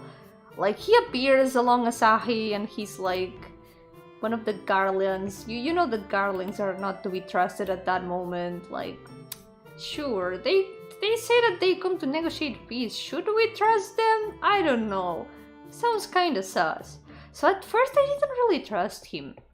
But then, when he actually steps up and speaks and he says, yeah, I genuinely wanted to come here to negotiate peace. Like, I'm actually working for that. Like, it's what I would like to do to improve the conditions for people in the provinces and everything. It's like, okay, this guy is actually good. He's actually a good guy.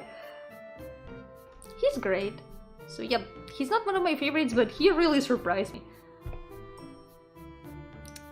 So Merlwhip. There's something I have to say about Merlwhip. If she had a different hairstyle, she would be really cool. Like, honestly, super tall pirate lady, that's already big points, you know. She's very cool. She would maybe be higher up if she had a different hairstyle.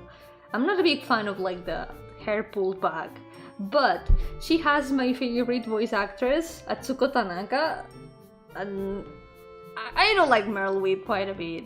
Especially because I started the story in Limsa, so...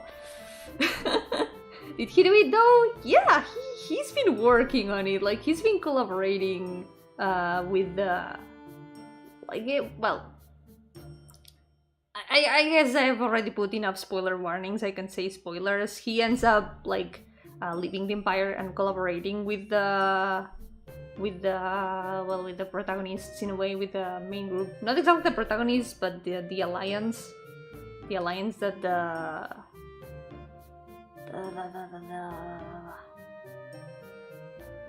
Anyway, it's a lot to explain, but yeah, he's a good guy. He betrays the Empire and tries to help make things better, basically. So yeah, he did do it. Mithion! It's... Wait a second, isn't... Guys! What is happening with Twitter is literally just ENDWALKER.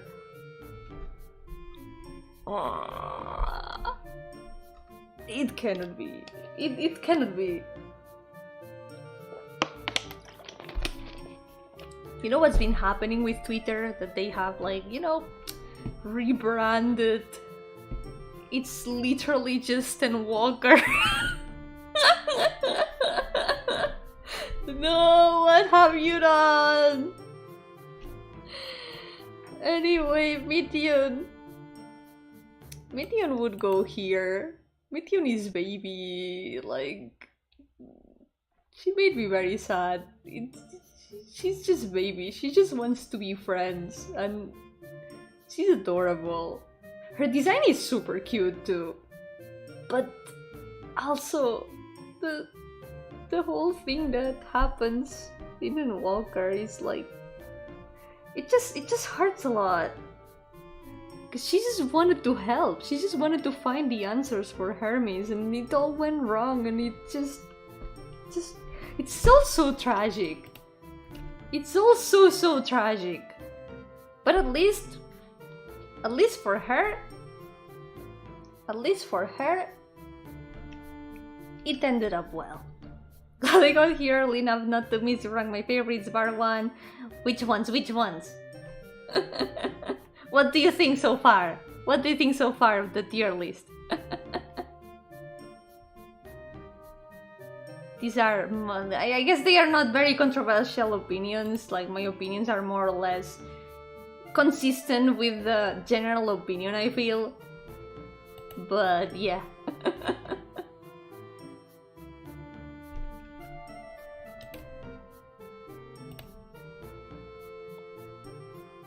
What a normie. I am a normie, I'm sorry. In Final Fantasy XIV, I'm quite a normie.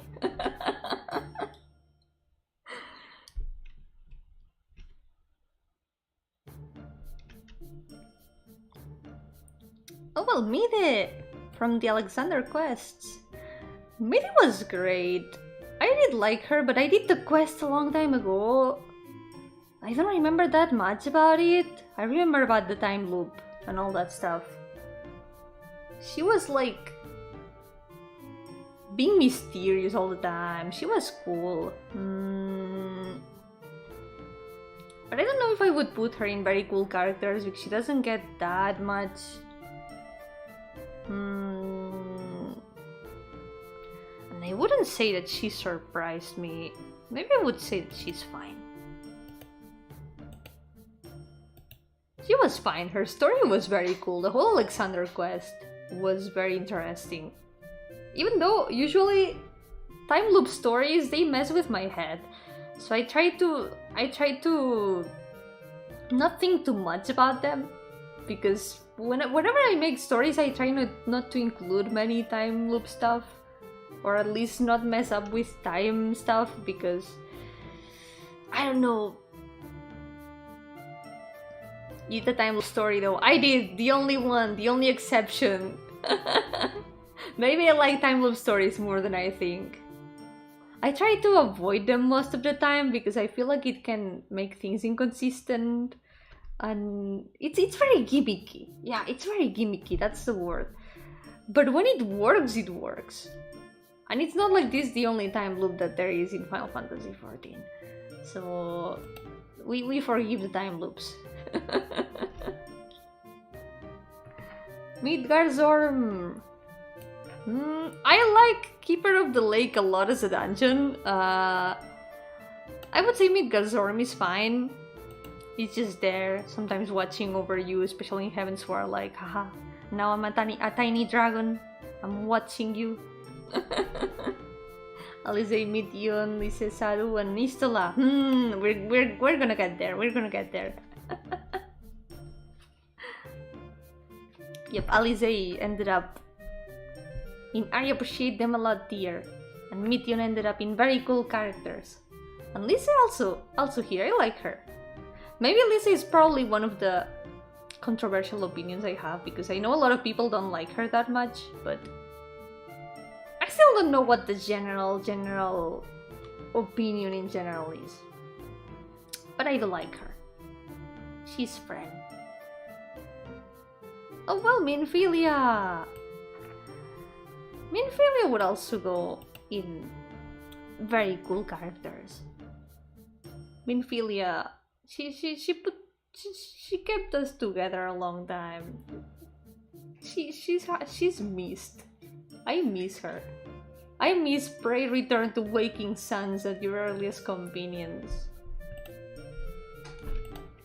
And also with how things end up in Shadowbringers. She's great.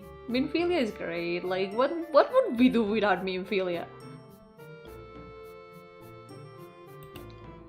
She was there at the start of the story, and she's just watching over us, and it makes me sad. So top tier. We'll see. We'll see. We'll see if my opinions align. Mitron, I've only seen Mitron mentioned in passing, so I don't really know him yet. So I'm gonna put him in haven't met him yet, because I haven't really met him. All I have heard is, yeah, he was part of the convocation, now he's dead. And it's like, okay, I don't know. We'll see. Yomberry is also screaming when she ranks out wrong. No! Please forgive me. We'll see, we'll see. She's here. We're getting there, we're getting there. Menago! Menago is cute. I like her. I would say I like her quite a bit. She's Fran. She doesn't stand out that much, I feel. She's just there in the resistance. She does her thing. Also, she has a bird. I found it very funny when, you know, when they do like the whole operation to recover the bridge and everything. I found it really funny because they said, yeah, Menago will go with her bird and we'll change the flag. And I was like, maybe she's gonna send the bird. But no, it was a giant griffin. I was there imagining just a little bird, like an eagle or something, but no, it was just a giant bird. She's great, I like her. She's so cute. Also, her mom is also very cute. Mombrida! Man. She's also very cool, and she makes me sad. She makes me very sad. Like, she didn't last very long, and she left a lot of a mark, especially in Urianger. Like, well, we're gonna talk about Urianger later, but man, Mombrida deserved a lot better. Like, you can tell that she leaves a big mark. And also, without her, we wouldn't know how to defeat the Asians. So, we really owe her a lot.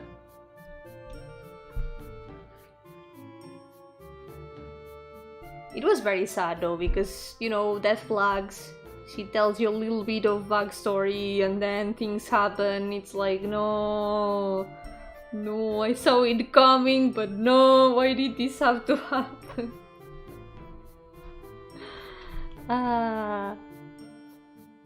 Monty Shane surprised me because I thought he was gonna be just like another guy from the forum being a bit of a jerk, but no, he's actually a nice guy. And I really like the explanation that he did with the animated objects and stuff. He did surprise me. I haven't met this person yet, so I'm gonna have to put them here. I imagine they're from another one of the quests I haven't done that I will have to do someday. Istela hit me when she showed up in the miner's outfit with exposed shoulder. I mean, you get it, right? You get it. Exposed shoulders are good. It's a fact. It is a fact, an undeniable fact. Nile. I know who Nile is. Nile Van Darnus, a person who yeeted the moon from the sky and threw it in Gardenia. I read the summary of 1.0, but I haven't really met them per se, so I cannot really say. I mean, could very well be here. And why are you like this? Because who the hell eats the moon? You see how that turned out. So I guess we can put Nile here. And why are you like this? Why would you do this? Why? Just Is the moon a bad guy? The moon had a bad guy inside. So the story is there used to be two moons in the sky. One the normal moon, another one a tiny red moon. So one day this person, Niall Van Darno, said, what if we take this moon and we throw it to the ground? And apparently the moon had a dragon inside, sealed, and when the moon fell in the ground, the dragon came out and destroyed like a big part of the continent. Yay! And that's how a lot of things happened in the backstory of Final Fantasy XIV, which isn't exactly backstory. It's backstory now, but it's something that happened during the first version of the game. Like, people were there when it happened. People were there when the moon fell. It's one of the super cool things of Final Fantasy XIV, that a lot of backstory stuff is real. It happened. Some people were there. It's not just something that the developers thought up and said, yeah, this is gonna be the story, the backstory of the game, the lore. It's something that they did while the game was already playable. It's a good thing I'm not doing a tier list. I would have a spot label to remember them and most would end up there. No! I mourn for those characters, those forgotten characters. You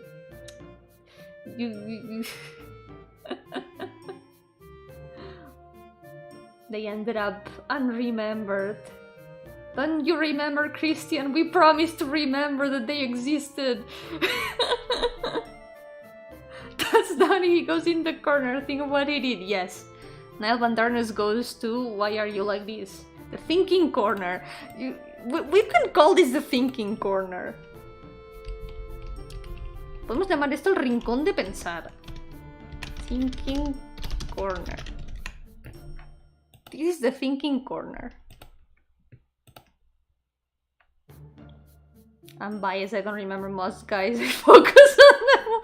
Understandable. Very understandable. That is true. So, Nanamo! Nanamo is great. I like Nanamo a lot. She's so cute. And also, the first patch after Stormblood. The first patch after Stormblood, when she asks you for help to see how she can help with Alamigo while still not forgetting about Ulda and trying to be a better ruler, like trying to improve herself. And also wanting to let Ravan do what he wants. Like, follow his path and not have to stay at Ulda if he doesn't want to. It made me cry. That part made me cry. Nanamo is great. She deserves a very good spot here in I appreciate him a lot. Nero. Nero is just another rat man, yeah. He's funny. He makes me groan a little bit, like, oh no, not this guy again. He's the character I thought Emmett Selk would end up being for me, like the guy who is like, not this guy again. But no, that's just Nero, another Ratman. I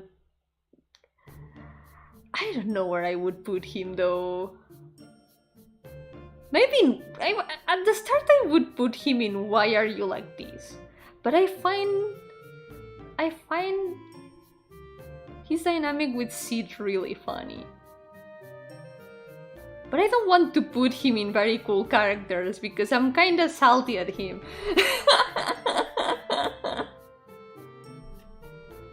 He's just really funny though.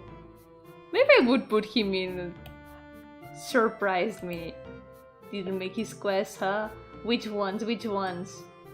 Maybe not. Maybe I haven't done all the quests where he appears. I haven't done Omega yet.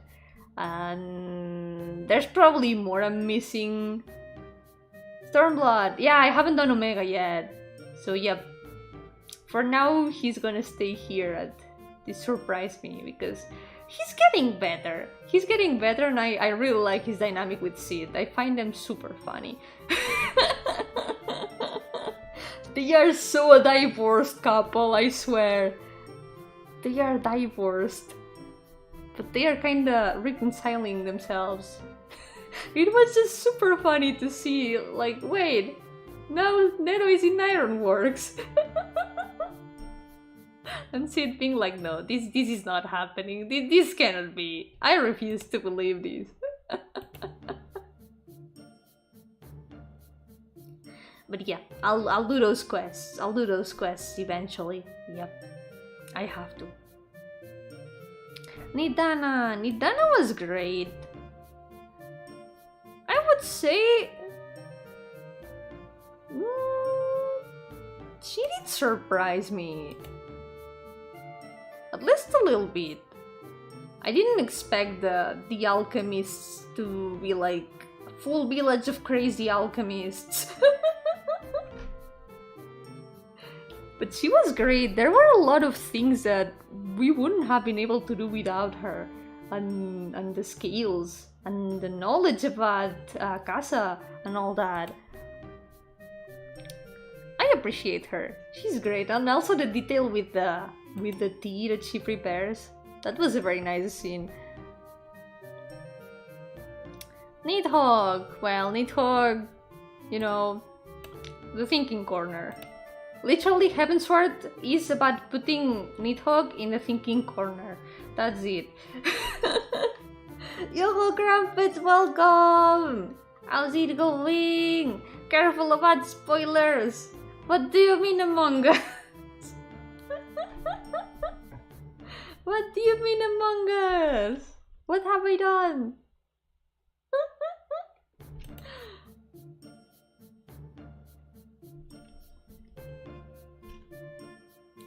I hope you're doing well though. Welcome!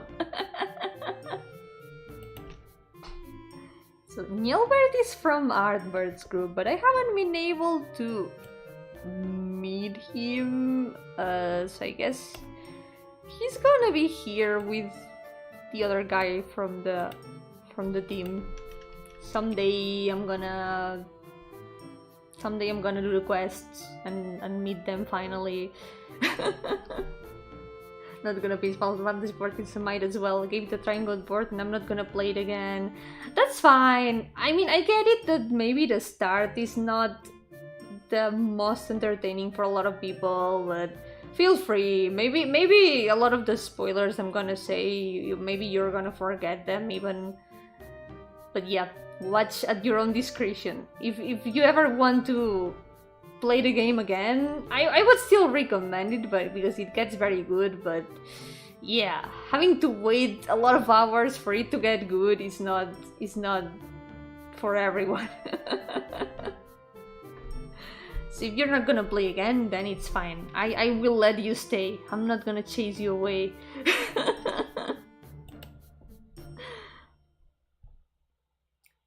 We're getting there though. We're reaching the last 4 rows. So Omega. I have met Omega in a way, but not Omega in the Omega quests. I've only seen like Omega in the, you know, in the main story when they turn on Omega. I haven't really met Omega. So for now, Omega is gonna be here. Not gonna play a whole week's worth of time for the game to get good, and MMOs aren't for me. Yeah, that's very fair, that's fair. Muy comprensible, no hay shame en eso. Lo mejor es que juegues juegos que te entretengan, que te gusten y que prefieras jugarlos, básicamente. No hay ninguna obligación.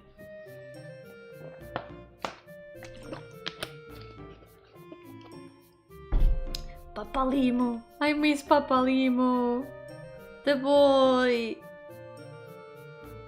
He deserves to be here. I miss him.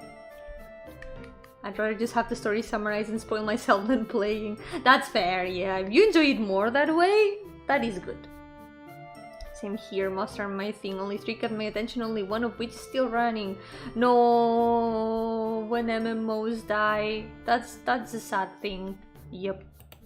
Stupid online games! Stupid online games and their shutdowns. Pippin! Pippin is a good boy. I wouldn't say he surprised me, so I would have to put him here. He's potato. And now that he has, like, taken the spot of his dad, he has a great responsibility now. I don't like him. I don't like him a lot. Quintus! I mean... It was a harsh moment, like the whole of Garlemald. I would put him here because I wouldn't say he's fine. I didn't like him that much. But it was still shocking to see like what happens in Garlemald. Like, this is when you think that they are finally gonna be able to get through to him, say, hey, we can collaborate, we can help your people. Man, Garlemald was heavy. Garlemald was very heavy. They're online, Final Fantasy XIV, Shima, we can say imagine. Wait, Terra closed? Did Terra close? I don't remember. Did it? What does Nifunifa mean? It's a Spanish expression that means indifferent. It means I am indifferent. Basically, the translation would be neither fu nor fa, which doesn't mean anything. But it is used as an expression to say that you're indifferent to something. I like it a lot. It's an expression that I like a lot.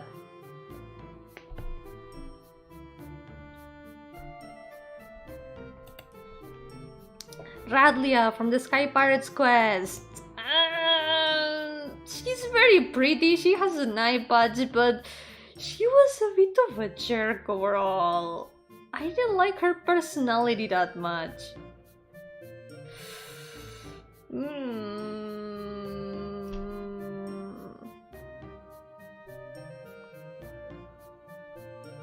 I guess she's okay, she's fine. I wouldn't say I'm indifferent to her because I mean, cool pirate lady. I cannot be indifferent to cool pirate lady. I'm not immune, you know? I'm not immune to cool pirate lady. She has a very good design, but her personality... I thought it meant something else. You put them there because you like the Spanish dub of those. Oh, there's no Spanish dub. There's no Spanish dub. The Spanish voice is my voice saying Nifunifa.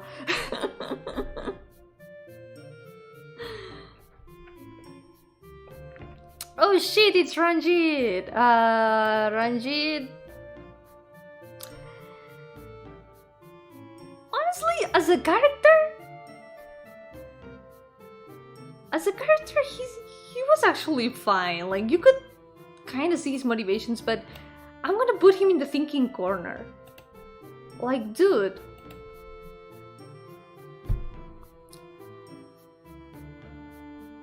You're living in the past a little bit. Maybe let the girl do what she wants. Maybe let her be free, you know? He was doing what he thought best to kind of protect what he knew. He believed in Valtteri, which is already worthy of putting someone in the thinking corner. And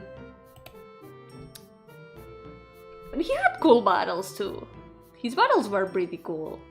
Like, he's literally the first Reaper, and that was cool as hell. Like the battle that you do controlling Thancred against Ranjit, that was cool as hell. That was my most played MMO before I started Final Fantasy XIV. Played a tiny fox girl with a massive battle axe in the endgame. That's adorable. Wait, it closed last year? Didn't know. It's one of those games I tried to start playing, but I couldn't get used to it. I don't remember what character I made, but I didn't play that long.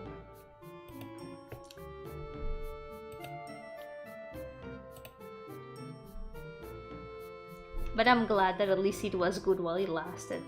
It's a shame though, it's sad to see online games close. Next one is Rauban. Rauban is gonna go right here with his son, because they are both very cool. Rauban is dad. He has just a lot of dad energy. He has a lot of dad energy. He's dependable, you know, you can trust him. There's a lot of characters like that, but it just made me very happy to finally see Rauban happy in his homeland. There's something about that, after all. After going from the beginning, knowing what's happening in Alamigo, to finally finishing Stormblood and doing the first patch after Stormblood, finally seeing him be able to work in his homeland and have his hard work paid off. It feels gratifying. It's great. Regula. I don't remember Regula. I remember that Regula appears in the Heterochemical facility, but I just remember the boss battle, like the first boss. I haven't seen Regula anywhere else. I think in the Evilist quests, but I wasn't able to do those Evilist quests properly. I had to do them in a rush to get the hairstyle, so I wasn't able to properly read them. I need to repeat them. Yo, Alan, welcome! Look at the tier list. This is how it's going. Haha.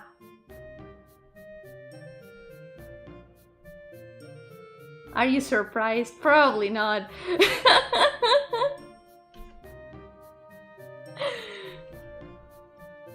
Hilda up there. Yeah, Hilda had to be up there. I mean, Hilda. Hilda is Hilda. She deserves more screen time. Haven't started side quest. Oh right, the Warring Triad. I haven't done the Warring Triad yet. So yeah, I need to do those too. I need to do Warring Triad. So I'm gonna put Regula here, because I haven't properly met Regula yet. Neither is too low in my opinion. That means you're wrong. Well, too bad. You even put SM there. I mean, I got told that I cannot rank myself, but I just did. I had to. I love the characterization that they give SM in the past, like the chaotic factor, and also having made a design for Mayo. It has really given SM a lot of points, and I cannot not put SM there.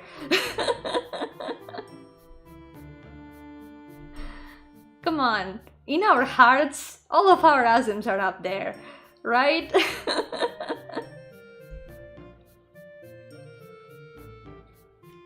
Can't believe you don't have to be in there somewhere. Ah, I didn't make this tier list, by the way, just in case I didn't make the tier list. And I haven't done the Nier raids yet, so I haven't met 2P yet.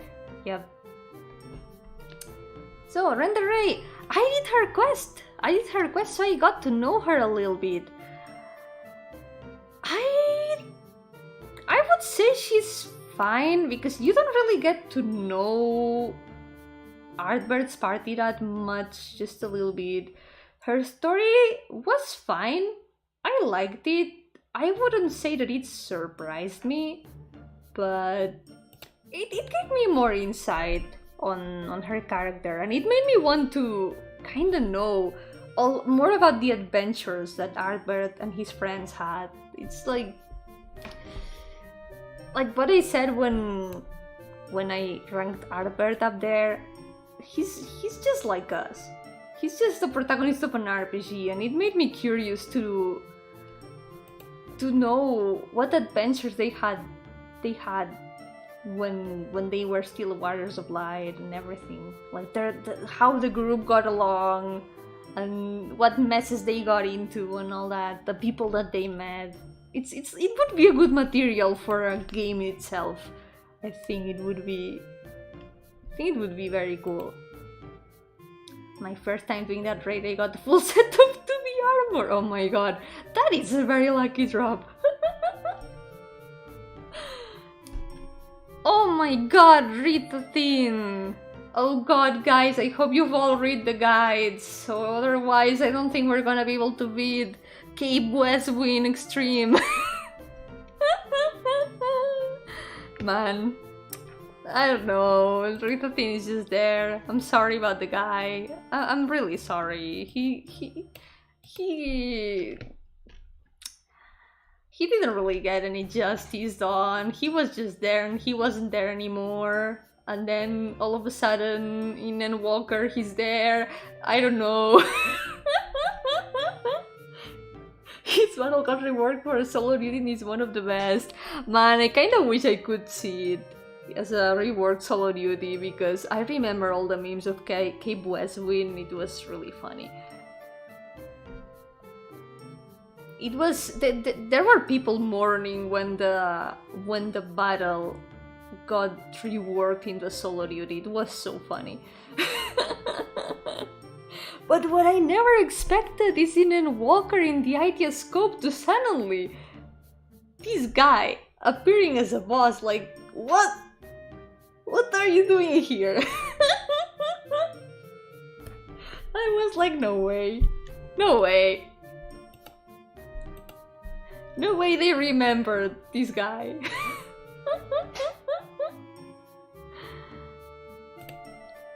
Alright, Riel from Dark Knight Quest. She's baby. I like her. I still need to finish the quest though. But she's great. I don't know where I would put her though. Would I say she surprised me? I don't know if she surprised me. I don't really think she did anything surprising.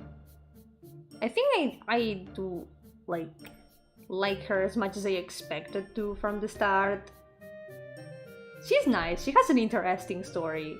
All the Dark Knight quests are pretty interesting. It was funny when playing with new players. We used to put some marks on the arena and say, okay guys, this one is really hard. I want the Alpha Demon Mark A and the others focus TS. Good times. That's one of the funniest things. Cape West Wind was it was really funny in that sense. I remember when I first did it, I was worried. I was one of the worried new players that were like, oh my god, I don't know if there's gonna be any mechanics or something. Oh no, it's a trial and I am scared. Oh no. And then the boss was dead in like 3 minutes.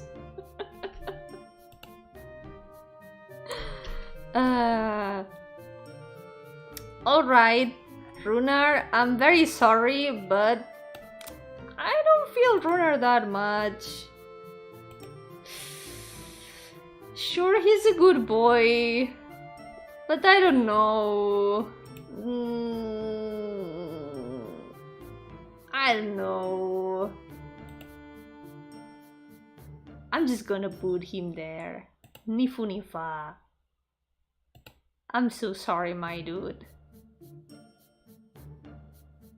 Rin though. Rin is a very good girl. She's going... I don't know if I would put her in very cool characters or in I appreciate them a lot, because I do appreciate her a lot. And seeing her finally, like, you know what? I'm gonna put her here. Like, she went from... Well, we don't know exactly all the character development that she went through ever since she got rescued, but she's like taking a lot more initiative with a lot of things. She's working to improve the world in her own way instead of like being the Oracle of Light, and you can see her grow, and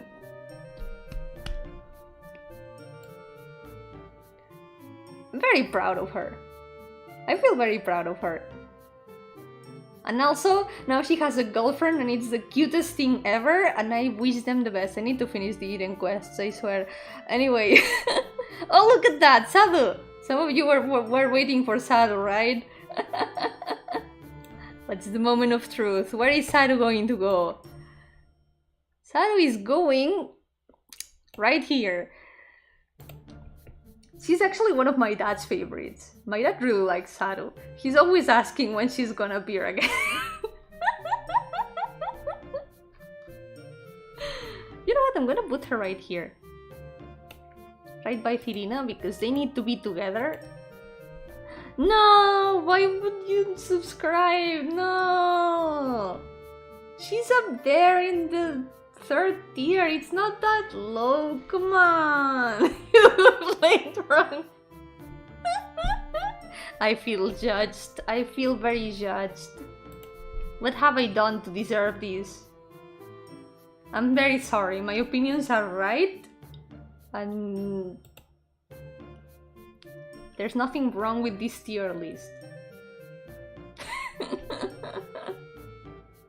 I mean, she's great. She's just great. I found really interesting, like, the whole philosophy of her tribe, like the way they believe in reincarnation, and kinda whenever they see like a person who died in the eyes of a newborn, they kind of give them the same name and tell them, yeah, you in your previous life you did all these things. It's really interesting. I feel like it's really interesting. She's equal to Alice and Rin at least. I mean, yeah, she's very cool, but this is my tier list. You guys can do your own tier list, come on. Nah, but she's great, and all the battles against her are super fun. Like, they are so intense. Every time you fight against her, it's super intense. Whenever she summons the walls and you have to rush to destroy the walls before she literally blasts you, it's like, oh god, I'm gonna die. Little son, no, little son. She's really funny though, the way she's always trying to fight with others, the way she's always like messing with Magnai. Like, hell yeah, kick his ass. I need to do another tier list once you've done each of the raids and such. Yeah, I should, because for example, the Omega quests are probably gonna change my opinions on some things. Like Nero, for example. And also, yeah, another one that I haven't met yet. So, Seto is actually gonna go up here as well. Long Mecotomy is tired. You think? It's the monster of Loch Ness. It's el monstruo del lago Ness. Yeah, son muchos. Aún quedan unos cuantos. There's still some left, yep. We're getting there. Now we have to work on Miss Digital ranking. No, be strong. It's fine. You'll see the Digital ranking. The video is gonna stay, so feel free to check it out after you come back. Wait, who was the last one oh yeah, Seto. Seto made me cry. Made me cry like a lot. Like, you know, stories about sad immortals or people who live for very long, or friends who live for very long, even if they are like a bird that is kind of also like a camel or a dragon at the same time. I don't know, whatever Namaro is. Seto made me very sad. Very sad. Like it hit me so much. It hurt. Like when I noticed that the person that Seto was talking about was Artbird, it was like, oh no, I see where this is going and I'm gonna be very sad. And the part with the crystal and all that, man. Don't put Yugiri high tier, I'm leaving. We'll see, we'll get there. We're getting there, look at that, Yugiri is there right at the end. We'll get there. I feel like I'm gonna get cancelled if I put them even one tier below the expected. Please don't cancel me. Cancelled for Final Fantasy XIV opinions. Come on, my opinions are very tame compared to what you could imagine. My opinions are average. They are averagely normal. Basic. So, Sicard. He was kind of a jerk, but I find his dynamic with Manolin very funny. I would say Nifunifa, because he's still kind of a jerk. He doesn't really, like, say anything to me. He's just there. Lucky you have a high enough sub count, you can see them subscribes in that. Guys! Please don't cancel me. Twitter's officially dead. Yeah, more or less. I don't know, Twitter is undergoing a phase or something. Someday the bird will come back, I believe. I believe in the bird. Remember Thancred, but couldn't remember his name, but I really no, you dislike Thancred! Poor guy, poor Thancred. You forgot Thancred's name!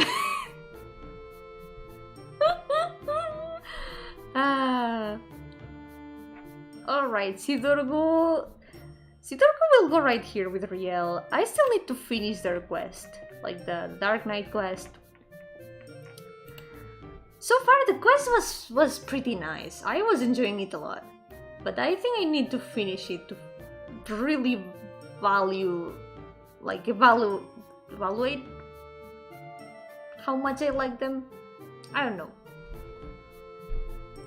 Yo, Phantom Reaper, welcome! How's it going? Welcome to the stream! I'm almost done with the classification of Final Fantasy XIV characters. It's been a tier list. A pretty normal tier list. Always start as a push list but dislike him in the main story. I mean, that's early story, Thancred. He's just a silly little guy.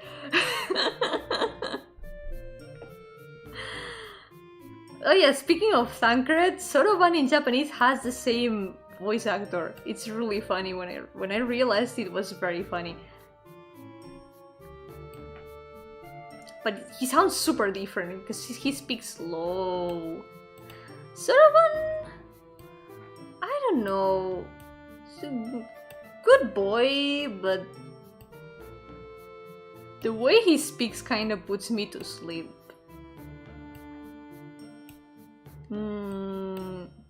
Nah, I would put Soroban in there fine because I don't dislike Soroban. Soroban is fine. He's not at the level of some of the guys here, I swear.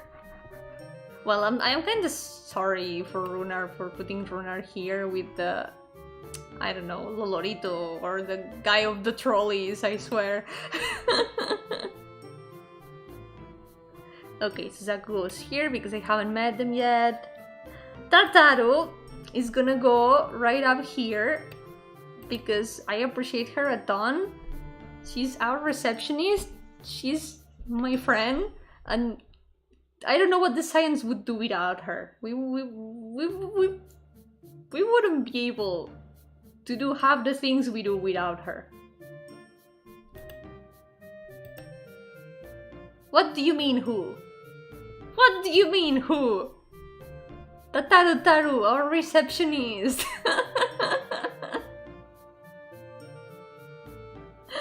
She makes clothes for us. She's great. I like her so much. She's adorable.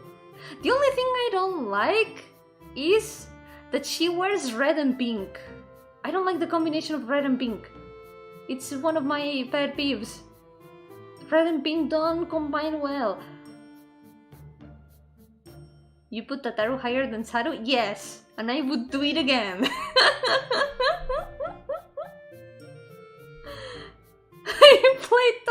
fat girl with all crafting classes maxed out. Can see short person and don't need supplies. Come on, she makes clothes for you. She makes clothes for you. She takes care of you. She's a good girl. She's a receptionist. She's the one that let you enter Waking Suns for the first time. If it wasn't because of Tataru, there wouldn't be Final Fantasy XIV. If I had to choose who's the worst personality on this list, it would be someone from down here. I don't know.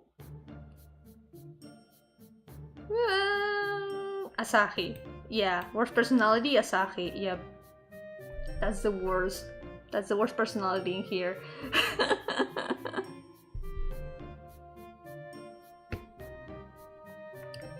Alright, I don't know who these kitties. Haven't met them yet.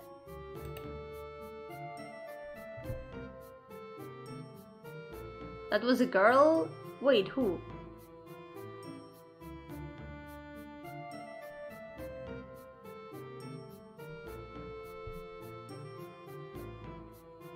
Who do you mean?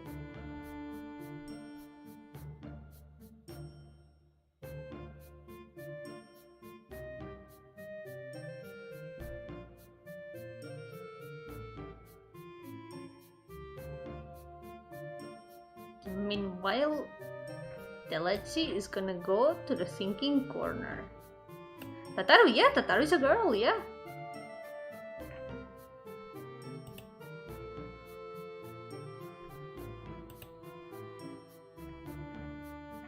Haven't met this guy either. I'm gonna go right away and put all the ones that I haven't met yet in haven't met them yet. Haven't met this guy either. Haven't met this guy either.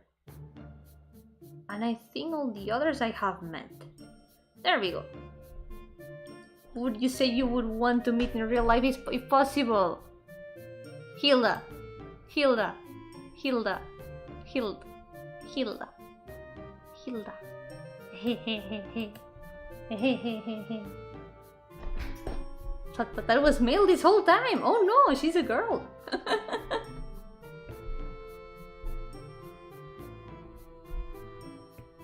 Maybe I'm not the one who needs to replay the game.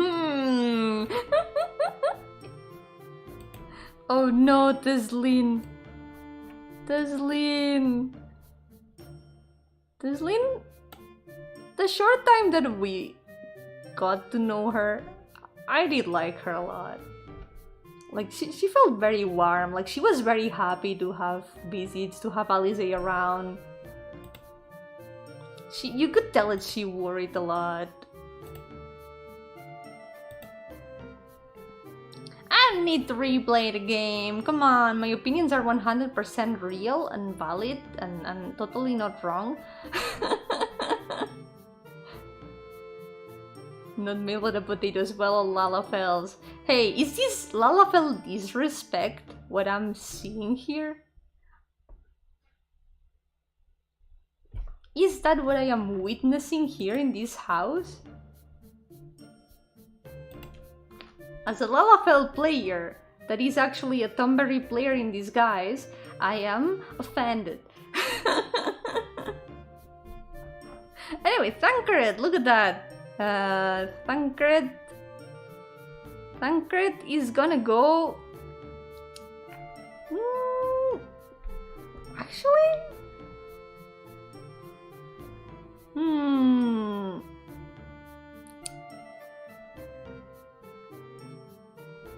Honestly, Thancred is really good. At least I'm gonna put him here at the start. I feel like the change he undergoes in Shadowbringers really does him well. He becomes dad. He just becomes dad. He gets daddified. He adopts a daughter and all of a sudden he's dad. He changes so much, because at the start he's like this kind of funny rogue guy, kind of flirty and annoying sometimes. But then he becomes sad. He becomes really tired and a lot more serious. at times, but in the end he's still himself. And I don't know, I feel even though it takes him a long time to get over what happens with Infilia, not exactly getting over it, but kind of accepting it, he gets a good development, especially in Shadowbringers. And then also, wait, we haven't gotten there yet. We will get there in a little bit.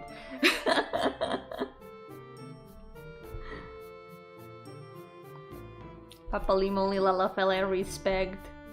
Papalimo is great. He deserves all the respect. With that, I agree.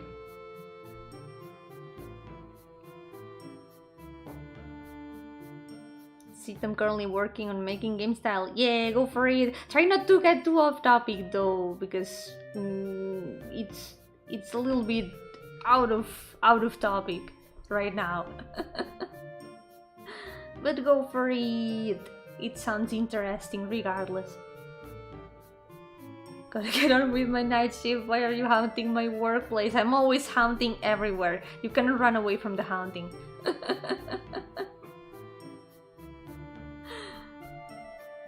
Okay, Thordan. Thordan goes to the thinking corner. It's kind of like all the bad guys are ending up here.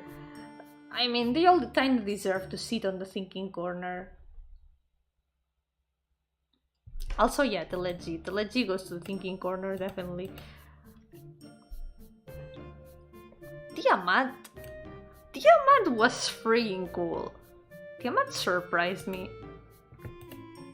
Because I didn't expect Tiamat to become like relevant again. I thought she would just stay there in Azizla. And all of a sudden it's like, you know what? Let's get Tiamat to help us, to join us in our cause. Why not? This kind of affects her anyway, so... It was strange to see, like, the place where Tiamat used to be all empty all of a sudden. But it's cool at the same time. And also Pagelthan, that she's like flying... Wait. I need water.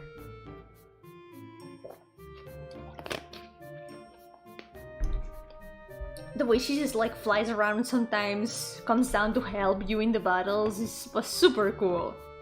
That dungeon was really cool. My work is legit haunted, or ghost keeps knocking things of other things like Shinji Fundo's sus ghost beats. Oh my god. Haunting real. See, ghosts are real.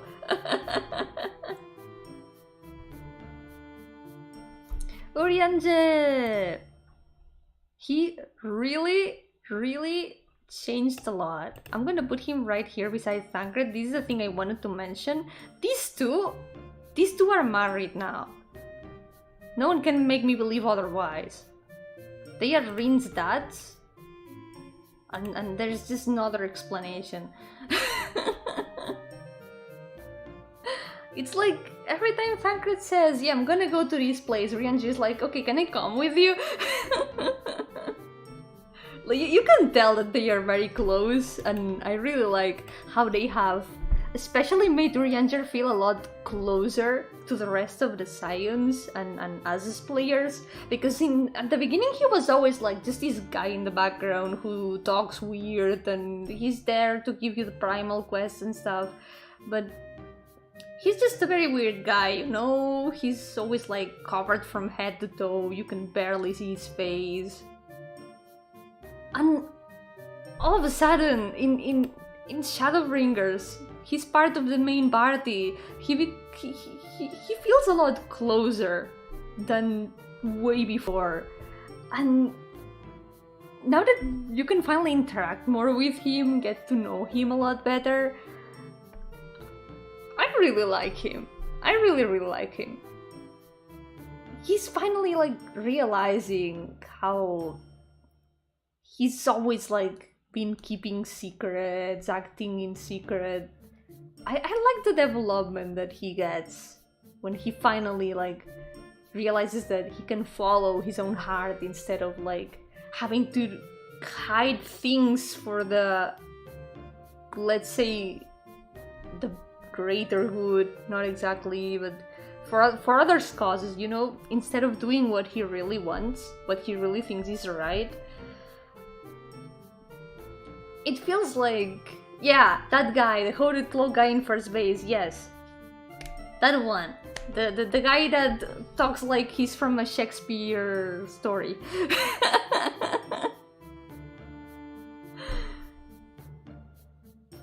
And also the scene where he finally meets with Mombrida's parents. That made me cry. That made me cry a lot.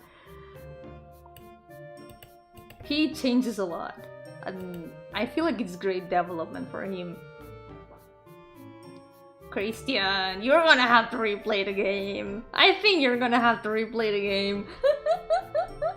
Combined with the cheeseless cheese pizza orders, Yomi's haunting hearing goes from when not streaming. Yes, I am everywhere. Especially if it's with cheeseless cheese pizza. Alright, buddies. Buddies? I wouldn't put him in the thinking corner, but I don't think I would put him in Nifuni. Well, maybe he would go in the thinking corner, because I remember in the meeting with the alliance leaders, he's kinda, he makes some valid points, but at the same time, he doesn't really seem like he can be convinced to do anything other than war, you know? This guy, I don't know, I'm gonna put him in the thinking corner because he really needs to think, even if he cannot do that anymore because of things, but yeah. Another one for the thinking corner, Valtteri, this guy is another one that really deserves sitting in the thinking corner. I was very surprised by the Innocence battle though. I didn't expect the battle to be so cool. The battle was incredibly cool, and the place where the battle happens is super cool. It's aesthetics. But this guy is just like, why are you like this? Literally, why are you like this? And the moment I noticed that he had like a face, like a person's face in his chest, that was very uncanny. Like, hold on a second, why is there a face there? We need waifu tier list next. I could do that, but maybe I could do that. I could maybe do that some other day, perhaps. I need to do waifu tier list someday. But it's fine. If you only look at the if you look at the ladies that are gonna end up in favorites, you can figure out who the waifus are. Alrighty, Venat, Mom is gonna go up here because she really surprised me. I know I keep saying that a lot of the characters, but she was very different from what I expected. Because at the start, whenever you see Heidelin, it's like the giant rock that talks to you, and it's like super distant. Feels more like an eldritch entity than a person. It's like, okay, it's a god talking to me, telling me to hear, feel, think. I don't really know if there's like anything else behind that, if it's just like an eldritch entity telling me to fight the darkness for whatever reason. I don't know. But then in Walker, you meet Venat. And the moments that they let you spend with her, they really bring her close to you. Like, they tell you, yeah, she's Azim's mentor in a way, and she used to be Azim as well, and you realize that she's another kind of chaotic adventurer just like you. She likes adventure, she likes traveling around, she likes doing the same things that you. It's kind kind of heartburn situation, but not really, where you realize that the character that you didn't think was that similar to you turns out to be. And the way that she doesn't want to leave the world yet because she loves the world too much. It feels relatable because she feels like that because she has been traveling around. She has met a lot of people, and it's like there's so many things to love about the world. Like, her purpose is not complete yet. And I don't know, I ended up liking her a lot, way more than I expected. She's really cool. She's mom. She's just my mom. Sadu is not waifu then for Yomi. She's not really that much my type. She's still very cool though, but the thing is, I ship her with Irina, and I do not take other ladies' wives. That's one of my rules. I would never do that.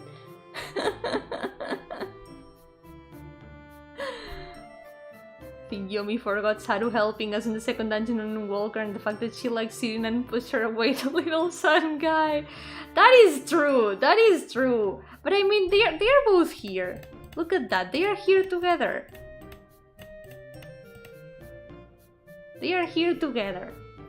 They are great.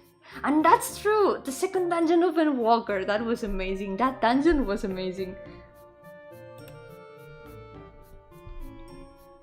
Maybe part of it is because she doesn't get to spend that much time with us. She's always like more or less a little bit on the side. But it's still really cool. All the scenes that she gets, all the scenes that Sadu gets are very cool. She's really cool, don't get me wrong, I like her a lot. This is still a very good tier. This very cool characters is still a very cool tier. It's still very good. You agree that NORMAS are the best V-Stripe, right? They are really funny. I just finished the quests of the Namazu the other day and I find them super funny. Like, yeah, let's make a party that's gonna last 7 years.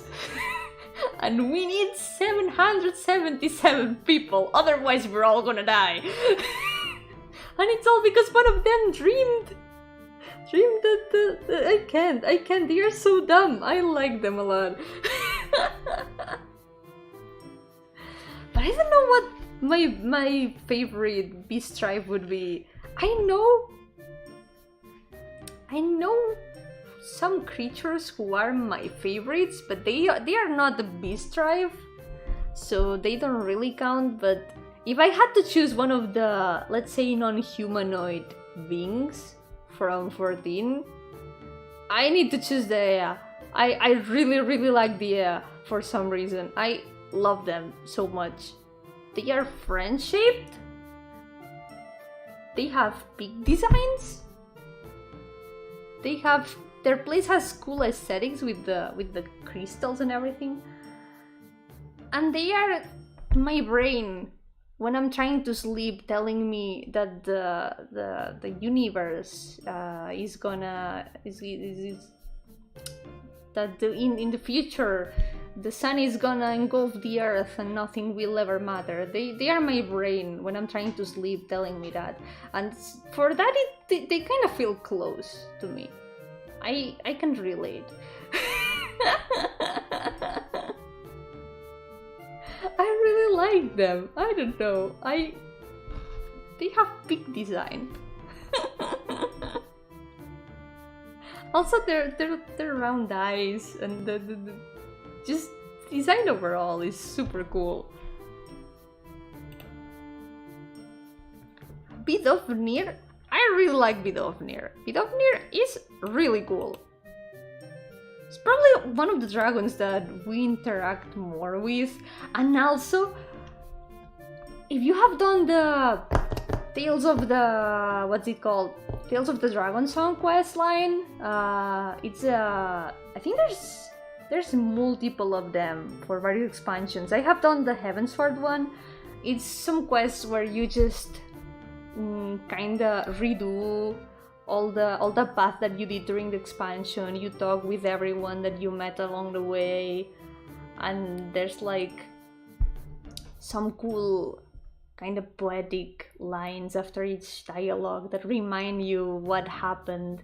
It's kind of like a refresher of everything that happened. Kind of remembering things that happened along the way. When I made the journey for the Tales of the Dragon Song quest, the part with Vidofnir made me cry. Like the line that shows up after you talk to her. I really like it. It's still nowadays one of my favorite Final Fantasy XIV quotes. Let me look it up because I saved a screenshot of it.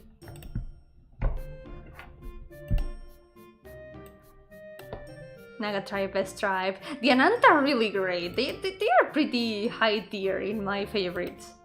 I like the quests a lot. Alpa is adorable. Let's see. Here, I found it.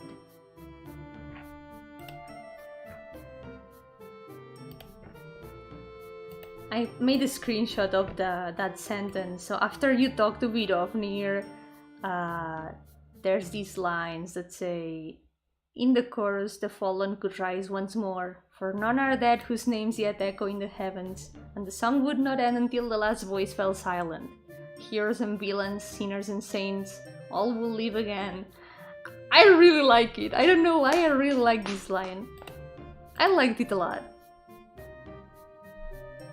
Vidofnir is really cool. Like, she does so much during the reconciliation, and with like finally understanding the dragons, she becomes a big bridge between Ishgard and the dragons. And let's not forget the scene where she rescues the kid falling from the vault. That was also something. Yogo-san, ¿qué tal? Bienvenido. Estamos clasificando personajes del Final Fantasy XIV hoy. Estoy haciendo mi tier list de favoritos. Y estamos a punto de acabar ya. ¿Qué tal? ¿Todo bien?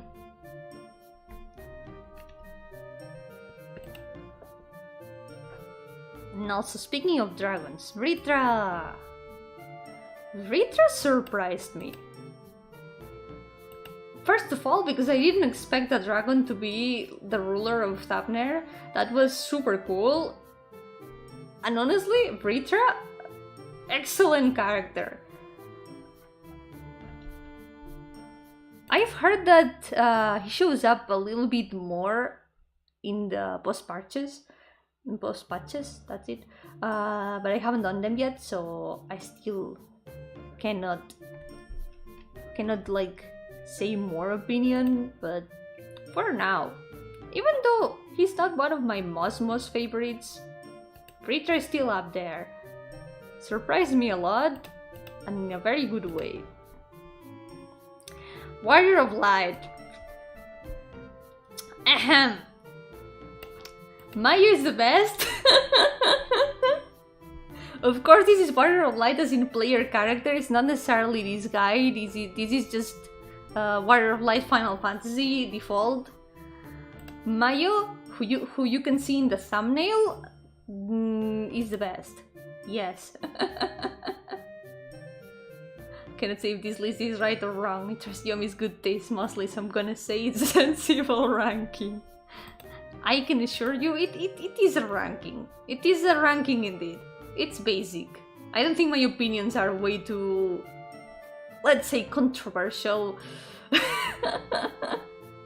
Although some would disagree. Como no jugué el Final Fantasy XIV, no puedo juzgar la tier list. Yeah, no pasa nada, no pasa nada. Recomiendo que si quieres jugarlo alguna vez, como estoy hablando bastantes spoilers, tápate los oídos. Pero como estamos a punto de acabar, tampoco pasa mucho. Pero me alegro que confíes en mi gusto. I'm glad you trust my taste. Alright, the Watcher? I like the Watcher a lot. I wish we knew more about them. I would put them here. I really liked when the first time that we stepped in the moon, and all of a sudden there's an ancient spirit in there, and I was like, hold on, not this again. Are we doing this again? Is this gonna be Amarot again? But no, turned out it was something different. But then there's the Watcher in the tower, who explains some things to us and has been there for 12,000 years, and I was like, hold on, is that a sad immortal? Could this be a sad immortal? Another one of my biggest weaknesses?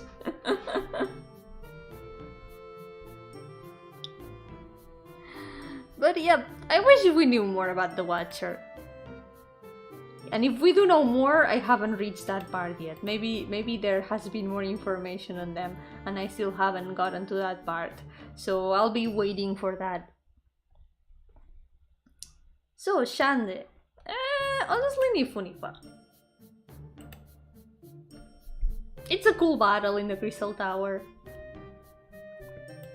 And there's some interesting bits about Shande, like how he died and then he got revived and realized that, yeah, well, I died, so that means that everything that I had in life just doesn't matter, because when you die, nothing matters.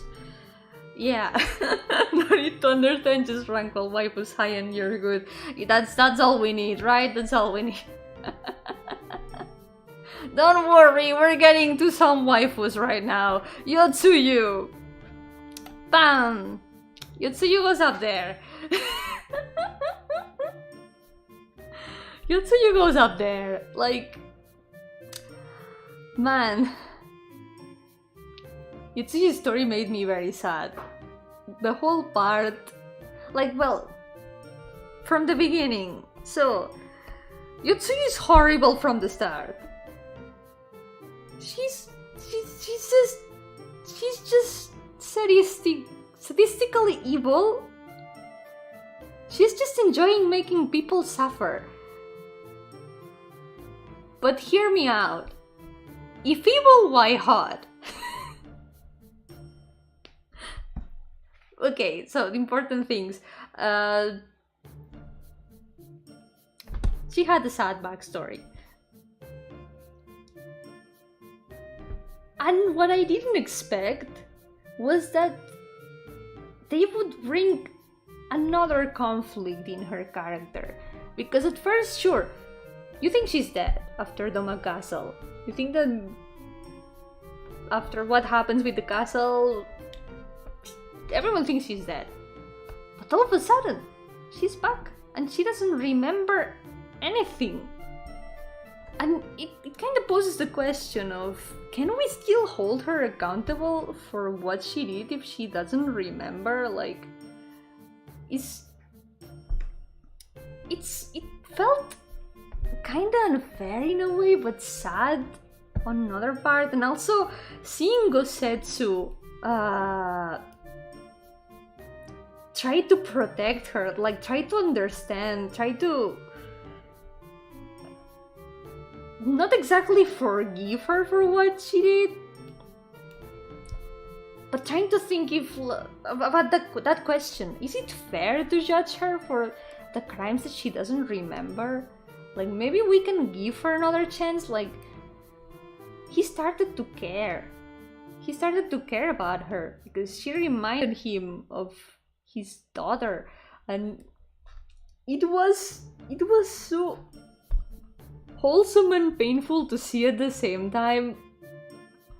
And it just, man, that whole story really, it's probably one of my favorite parts of Stormblood. But yeah, the story in 4.2, 4.3 was really sad.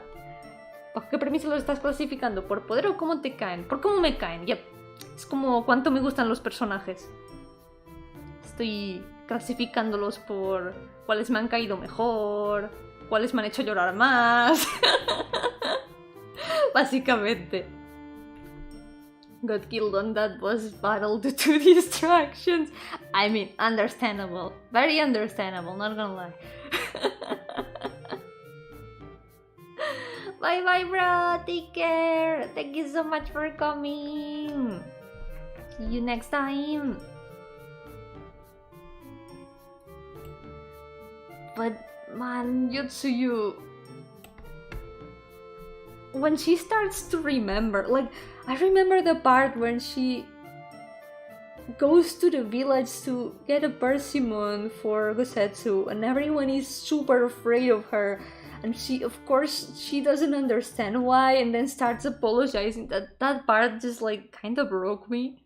Like, man, no. And of course, when she finally remembers, she voluntarily goes to give the persimmon to Gosetsu, even though she remembers. She doesn't think that she deserves the kindness, and it hurts so much, because it's like she had a chance now to start over, even if she didn't remember, but at the same time she can't. She doesn't want to accept it, like, she knows that she did wrong.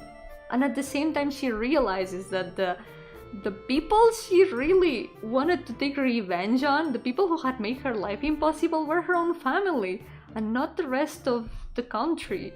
And it's like she finally finds the target where she needs to focus her vengeance, and she tragically gets it. And it destroyed me a lot. Like the battle against Tsukuyomi it's a mountain of feels. It's a mountain of feels, and also a banger. The music is incredible. So yep, that's Yotsuyu. I love Yotsuyu a lot.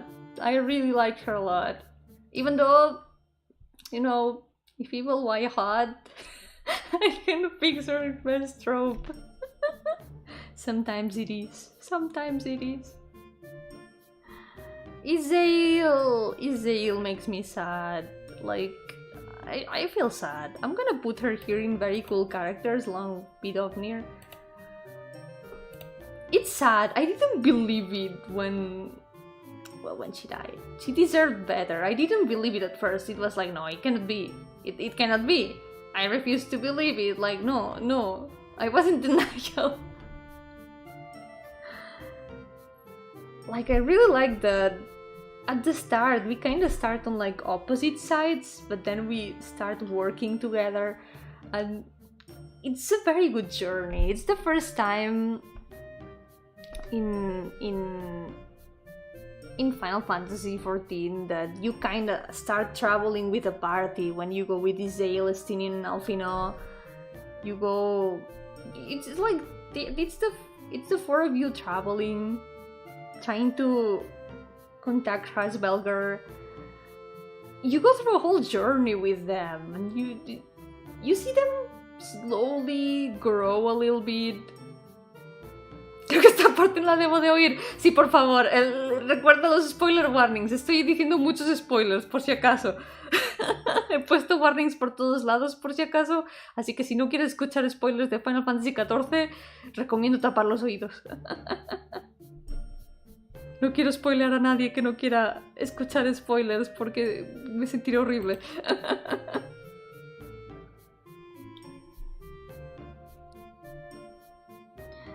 But yeah, Izail deserved better. It's really sad how she didn't last that much in the story. It's sad. It is sad. It is very sad. But yeah, so where is Istola gonna go? Any guesses? Any guesses where Istola is gonna go? I wonder. Let's see if anyone can guess right. Where do you think Istola is gonna go?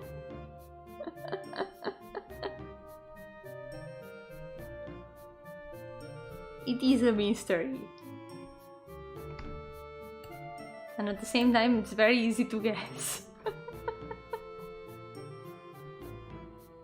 For you, top tier, and you are absolutely right.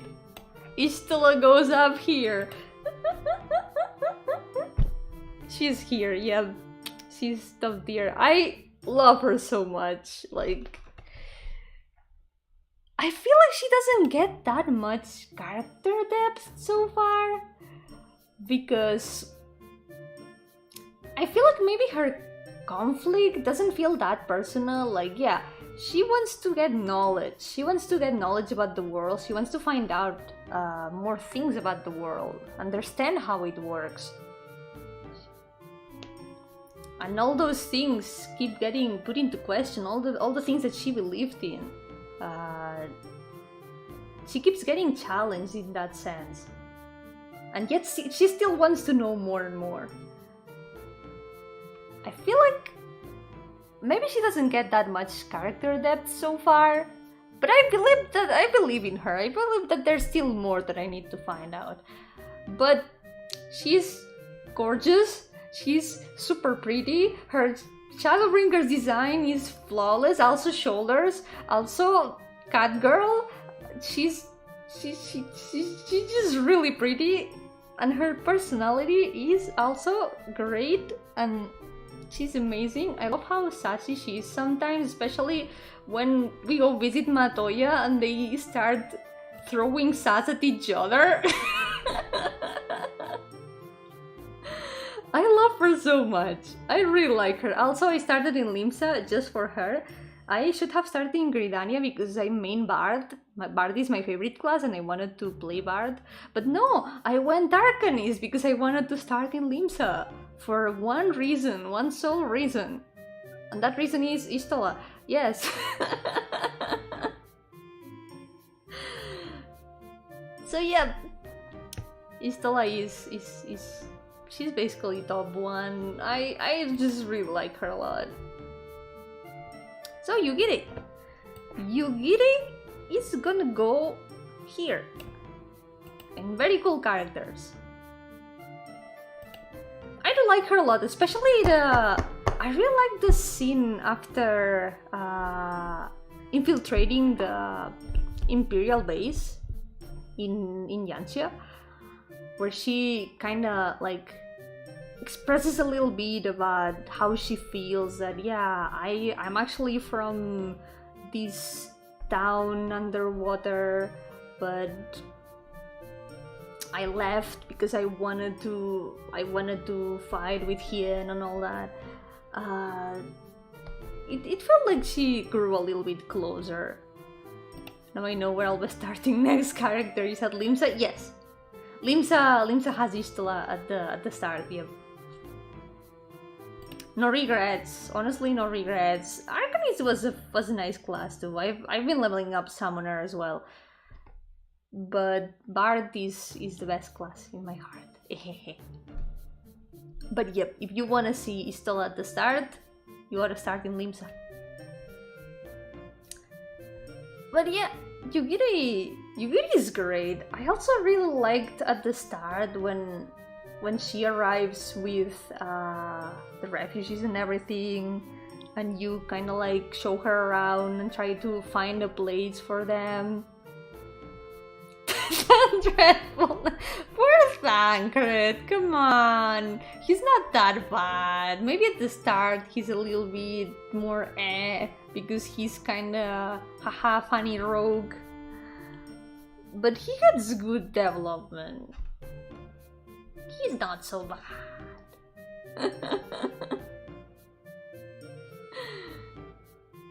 But yeah, Yugiri, I like Yugiri quite a bit. Also, she's one of my dad's favorites as well. Aside from Sadu, my dad really likes Yugiri. Yup. I should ask my dad to do a tier list. Let's see how that ends up. Okay, last one! We're at the last one and it's Xenos! So, Xenos Xenos kind of really surprised me. Especially in ENDWALKER. So, at the beginning, if it was only after Stormblood, I would have put him here. He would have been here in the why are you like this, in the thinking corner. Xenos really needed to sit in the thinking corner for the longest time. Like, dude, why are you like this? But then, in ENDWALKER, I did not expect him to show up when he showed up. That really was like, wait, no way. No way, what? What?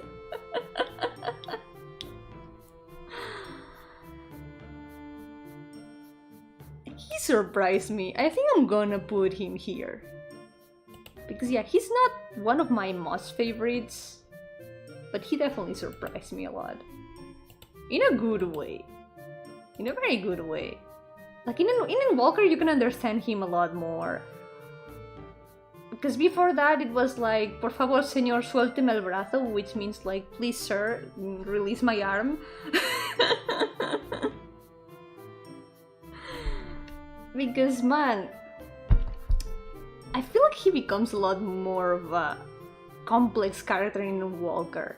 In Stormblood he's just like, I want to fight because I want to fight you because it's the only moment where I haven't felt anything. Well, I haven't felt apathy. It's the only thing that makes me feel something. Everything else is the same to me. So I want to repeat that battle so I can feel something again. I'm gonna become like an evil overlord. I'm gonna destroy the world just so you want to kick my ass, to fight me again. And it's like, dude, please think about it. The fact that he starts thinking about the things that others tell him, like for example when Alizé tells him, hey, if you don't start behaving a bit better, no one's gonna give you the time of the day. You're gonna end up alone and you'll deserve every agonizing second of it. She says something like that. And he starts thinking about that actually. And something that I thought at the end, after the last fight against him, and he says, he talks to you a lot about like, yeah, you're looking for these challenges. You like to fight against stronger challenges, stronger people, adventurer. You're adventurer. You look for those things because you like them. Yo, Rosario, welcome! How's it going? Welcome to the stream! How's it going? I hope you're doing well. Also, beware of spoilers. I'm talking about a lot of spoilers of Final Fantasy XIV, just in case. Like, he's like, you're an adventurer. You're looking for these kind of things because you like it. Because you like to fight against stronger enemies. I have a feeling, something that I thought after that battle is that he would have been so much happier as an adventurer than as the Prince of Garlemald. If he had been an adventurer instead, he would have been so much different. He would have probably been happier. In a way, he is kinda our mirror. A mirror of the main character. It got a lot more interesting, his character in ENDWALKER. It kinda gives him a good closure, I would say. You're a cactus, no, I'm a Yomberry! I am Yomberry today! I am Yomberry! Ta-ta. I can even move the little leaves on the rose on my head. But yeah, this is my Final Fantasy XIV characters tier list. Here are my opinions. my feelings about the game and the characters and all that. Yep. Maybe someday I'll do like a proper waifu tier list, but well, you can see who the waifus are. Yeah, Stola, Hilda, and Yotsuyu. That's... yeah. That's how it is. So yeah, I think this will be all for today. It is complete. I would love to do another tier list of something else some other day too. But we'll get there. I have talked a lot today. It's been almost 4 hours and my throat is starting to feel a bit pained. Sí, son varios personajes, unos poquitos, ¿sabes? Muy poquitos. Podrían ser más, you know? Próximo día tier list de todos los Pokémon, imagina. Next day, tier list of all Pokémon. Imagine. But yeah, my Final Fantasy XIV spoiler session is over. I can now rest. Having been able to throw all these opinions. Now I know you also like Hilda. I love Hilda so much. I swear, I need a Hilda minion. Why is there no Hilda minion yet? Also, the Yotsuyu minion makes me very sad because it's exclusive from the artwork, and every time I see someone with it, I cry. I approach the minion very quietly and I give it a headbutt and then I run away. Didn't saw Hildebrand there. Oh yeah, it's missing some characters. It's missing the Hildebrand characters. Right, where would the Hildebrand characters go? Hildebrand would go in there fine. Like, he's fine. He's just a funky guy. He's not one of my favorites. He's just a little funny guy. Godbird would be in very cool characters. And Julian too. Like, I like Hildebrand's parents more than Hildebrand himself. And also... Gigi. Gigi would be probably either in I appreciate them a lot or in very cool characters, because Gigi gave me a lot of pain. Gigi is a baby and made me feel very, very sad. Literally a sad robot. My biggest weakness. Yep, Yomberry headbutts. I give the minions Yomberry headbutts. Hehe. You'll give headbutts, they just forget they have knife in headbutts hand. Exactly. I mean, it's hard to remember when you always have a knife in your hand. It's kind of like it becomes part of you.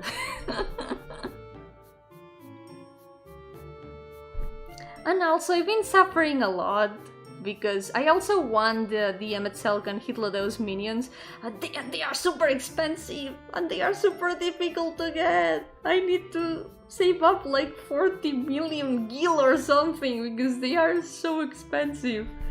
But I need them. I am desperate. Someday I'll get them. I swear. You have them! How did you get them? Did you buy them or did you farm them in the treasure maps?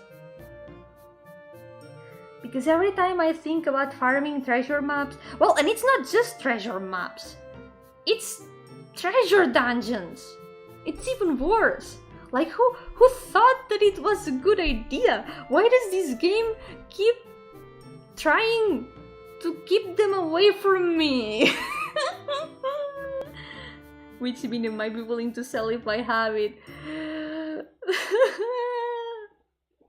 It's fine, I'll get them eventually, don't worry. It's the Hitlodeus and Emetzelk minions. I need both of them. I cannot just get one, I need to get both of them. I cannot separate them. It hurt me so much, like the whole story, like the way they show you, yeah, these were Asim's friends. You can... I love their dynamic so much. The Dragon treasure maps and the silver slot from the roulette. Okay, I'll take note of that, I really need to do some treasure maps. I will try to get them from treasure maps, and if not, I will have to buy them eventually.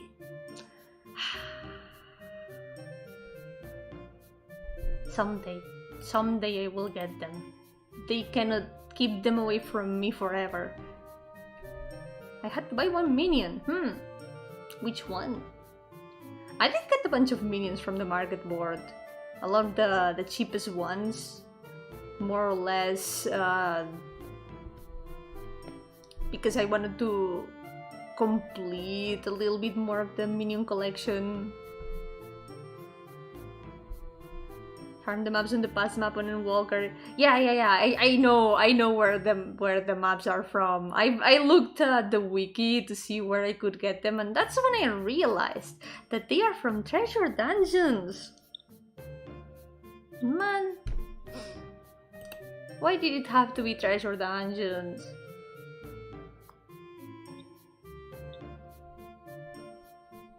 But it's fine.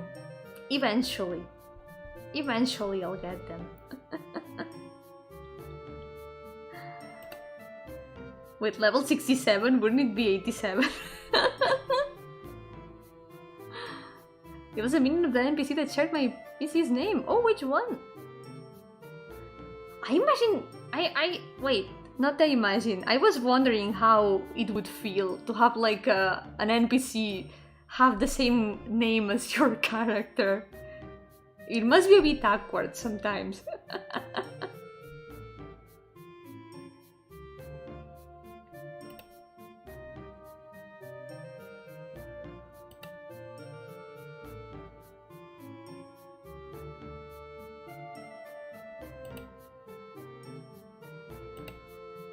Hold on, I need water. I feel like my throat is kinda dead.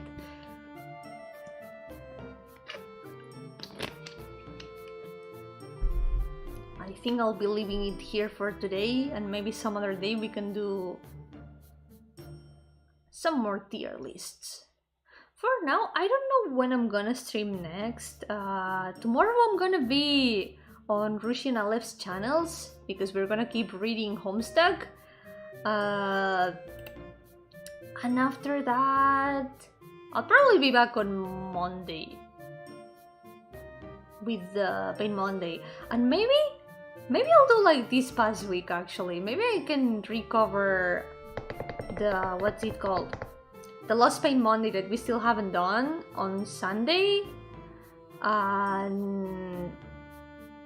And then we can have like a double Pain Monday again on Sunday and Monday. Maybe that would be a good idea. Yeah. Yo-hooo, las miau, ¿qué tal? No pasa nada.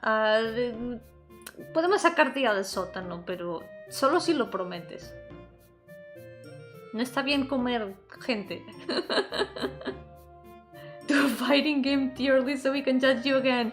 But I don't know about fighting games. I know nothing about fighting games. But one day I'll do more tier lists. Maybe assorted tier lists that are like shorter so we can do more than one in one stream. That could be fun too. Oh, Chloe for Wonder's Tales, right! Chloe's baby, she's adorable. We'll do more tier lists at some point. Maybe ones that are not about characters but of other things. Maybe food tier lists. Those are always fun, and those can always those are easier for everyone to have opinions for, because not everyone has played the same games. But food is a lot more widely known, you know. Ok, pero sácame. Espera, creo que no tengo la llave. Tendré que ir a buscarla. O pedírsela a Lina. Maybe Lina tiene la llave del sótano, porque sé que Lina tiene su sótano. Piscina más Chloe ni Kaya. That sounds nice. It must be funny though to have like an NPC with the same name as you. At least the surname is not the same, so it's still unique. It's normal. After all, people in the world have the same name as other people. Like, people share names, it's a completely normal thing. But alright, for now, this will be all for today. Thank you all so much for accompanying me, even those who don't know Final Fantasy XIV who have also decided to stick around. I'm so sorry about all the spoilers, but you had been warned. If you have been here, it's been at your own discretion. I have warned you. Still, I really recommend this game. Even if you know some of the big spoilers for those who have not played it but kinda want to check it out if they are curious, I still recommend it even if you know some things, because the experience is very different. Yup. Playing it is very different from hearing me awkwardly trying to explain things. Use the same surname for all my characters. One big server crossing family. That's so cute. They are all family. ¿Está en PC o solo para consola? Están las dos, pero creo que lo recomiendo más en PC. Sé que hay versión, creo que de PS4. Creo. Sé que hay gente que lo juega en PlayStation. Pero en PC está. Yep. Y es como cross-platform. Puedes jugar pues mismos servidores en uno y otro. Y está muy bien. Además tiene un free trial gratis hasta nivel 60, incluyendo el juego base entero y la aclamada expansión Heavensward, sin límite de tiempo de juego. Así que puedes jugar toda la primera expansión gratuitamente y subir todas las clases a nivel 60 y no hay límite de tiempo. Yup. Así que si te da curiosidad probarlo, puedes jugarlo gratuitamente y luego si te gusta siempre puedes empezar la suscripción. Y la verdad es que está muy bien, es muy muy guay. Sí que empieza lento y mucha gente dice, sí, al cabo de 300 horas se vuelve mejor, pero... vale la pena, yo creo que vale la pena. Yo, welcome! I just finished the tier list! This is how it turned out! This is how it turned out in the end. Ta-tan! I have opinions, very basic opinions though. I don't think my opinions are that, like, shocking or anything. Creo que mis opiniones no son como súper chocantes ni nada, pero tenía muchas ganas de poder comentar sobre el juego porque es que me he pasado el último mes solo jugándome la historia día tras día y estaba como... Quiero decir qué me ha parecido, contar cómo ha sido la experiencia, pero en un stream de arte si me pongo a hablar de eso voy a spoilear a la mitad del chat y no quiero hacer eso, así que ha sido una oportunidad de poder sacar todo eso con spoiler warnings, así que así no hago jumpscare a nadie con los spoilers. It's good, I forgive you. Okay. I'm glad. You're a heel enjoyer, I can give you a pass on Sam. Good, at least I'm forgiven of some of my crimes, yes. But Sado is not that low, come on. You're talking as if Sado was, I don't know, in Nifunifa tier. She's in very cool characters, come on. She's in the same tier as, I don't know, Minfilia. She's in the same tier as Minfilia, come on. But yeah, I'm glad that I've been able to talk a little bit about it because, like I was saying in Spanish, I've been playing this game, playing the story for like the past month. It's been great. I have enjoyed it a lot and I don't regret it at all, getting out of the free trial. It's been a great journey. It's been a great experience and I really recommend it for those who would want to check it out. And I was like, I want to talk about it. I want to say what I thought about the story and the characters, but I cannot say that in the middle of an art stream because I'm gonna spoil half the chat and no, I don't want to do that. At least this way I've been able to share some of the thoughts and have some spoiler warnings on the way so I don't jump scare people with spoilers. So yep. You can stop playing the game. No, but I don't want to stop playing the game. There's still things I have to see. There's still more of the story that I still have to catch up with. There's the post parches of ENDWALKER that I still haven't done. There's Pandemonium. There's the Omega quests. There's so many things that I still need to do. The near raids. The Bolgia. I need to do Bolgia as well.